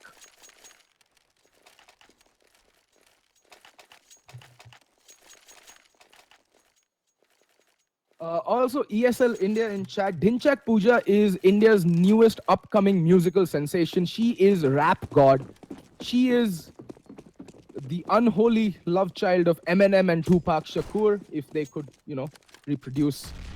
So please do check out her music. It will leave you mind equals blown. Anyway, oh, Sai making his way all the way down mid and gets the kill onto Ribby. Now he's kind of isolated. Needs to be careful. He's getting shot from 3 different directions and will go down. And that aggression not playing out at all as Entity planned, and A-Star already so low.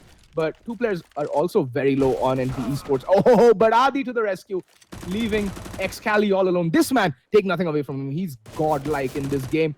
Will spot out Pexer. He's in a 1v2. Bomb yet to go down. So he has time to play with. That smoke, though, kind of interesting.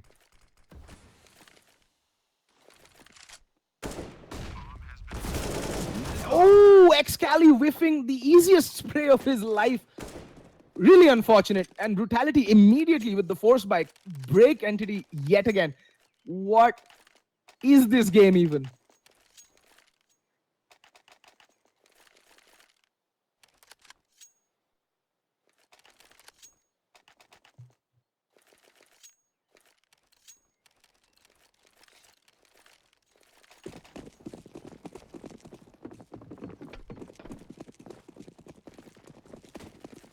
Anywho, there we go.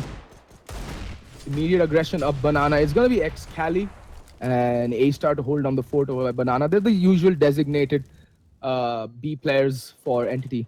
So Excali, usually what they do is they early double up Banana, chuck a few nades in a smoke, And the next Cali is left fending for himself in Banana while A-Star rotates over to the A-bomb side.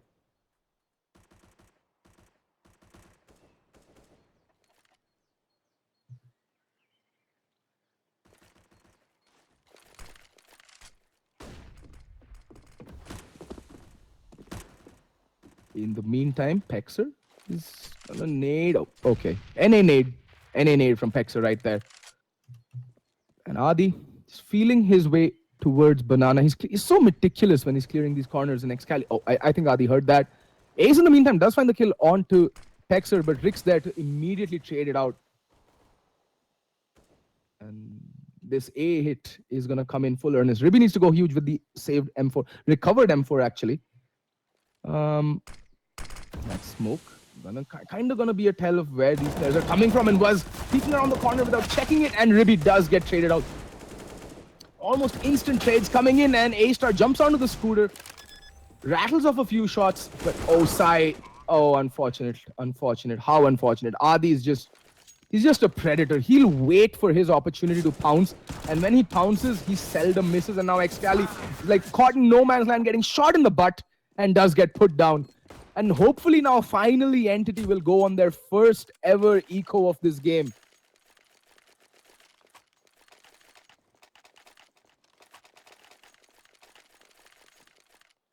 First ever eco.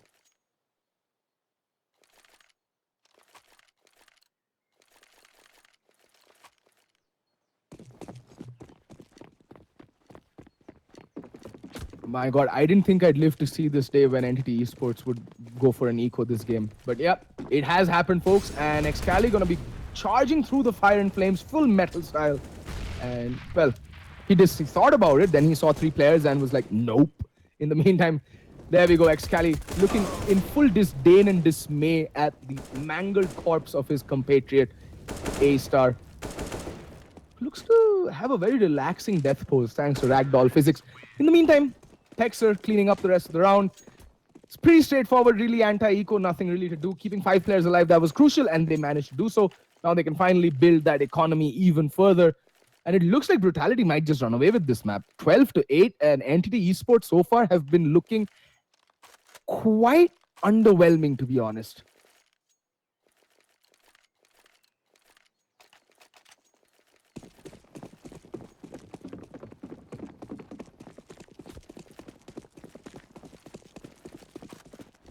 And whoa, trade bombarding up mid. They know that there's no money for the AWP out on Entity, so they're just gonna charge up mid. They know they have limited utility as well. This is the right call coming in from Brutality. Juventa calling a very good play. And oh, Sai is just gonna get caught completely off guard, but Ribby's there, manages to spray one down, but then does get immediately traded. And look at the positioning coming in from Riggs. He's just going absolutely nuts.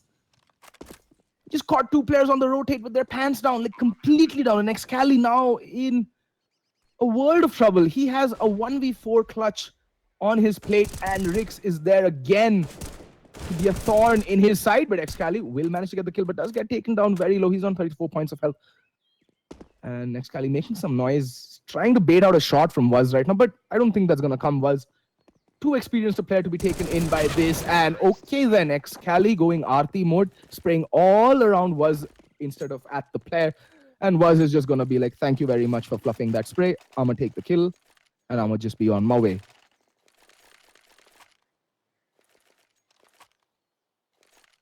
And that's been kind of a consistent theme throughout this match, I've noticed. No one from A-Star over on Entity has actually shown up. Ribby has shown those momentary like flashes of brilliance, but you cannot rely on flashes in the pan to win a competitive game of Counter-Strike at any level. You can't be solo reliant. Like, I mean, yes, in matchmaking, if someone drops a 50 bomb, that's more or less guaranteeing you the match. But I have had, you know, solo matchmaking games where, not solo matchmaking games, matchmaking games where Ux has dropped a 50 bomb and we've lost because, well, let's be honest, I'm shit. So, yeah, in the meantime, plays are gonna be coming in. Banana.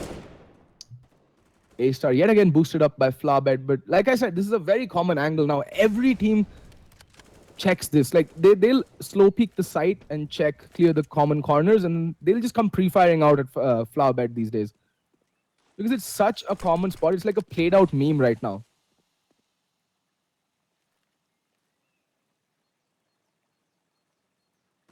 Looks like it is going to be a B hit. Juventa and Pexer are here just to run distraction and, stopping the rotations from coming in. But this is a good call. Ace already on the rotate towards the B bomb site. But there's still 40 seconds left on the clock. There's no guarantee that, Brutality will hit the B site. Excuse me. Although there are 4 players in Banana. So Brutality also playing a little bit of mind games. But yeah, it does look like it's going to be the B hit coming out in earnest. Adi does get, peppered a little bit. And Ribby, well, gets the first kill, and Excali does get traded, but Ace is there, who will also get traded. Interesting. It's all going to come down to A-Star, who's playing within the site. He's been the key player for Entity, and he gets absolutely no one. Bomb will go down, and now the retake is on, and there's no kit on anyone in Entity, so they'll have to be very, very prompt. And Sai, unfortunately, slow peeks around that corner and gets his head just completely, it's just vanishes from his shoulders all of a sudden. And Ribby making his position known is going to get blinded. That smoke's going to delay the retake even more. These are crucial seconds that this smoke is taking away. And they know where Ribby is playing from. He's already shot the gun once and is making quite a lot of noise. He's going to get double peek. Gets one. Can he? Oh, is unable to spin around 180 to get the kill. Juventa will be seeing out that round pretty conveniently towards the end. And they don't really need to worry because Juventa is almost at max money. Adi was sitting at 10 plus K. They can keep buying into these rounds. And Entity, on the other hand, though, they have been, pardon my French, though, quite poor. I wanted to say something else, but I've already screwed up once this stream with my choice of vocabulary. So from now on. And yeah, anyway, so they have been considerably underwhelming. At least I have gotten used to seeing them play at a much higher level than what they've brought to the table right now. And Excali, okay, those flames are just gonna miss him, and he's gonna continue spraying, but does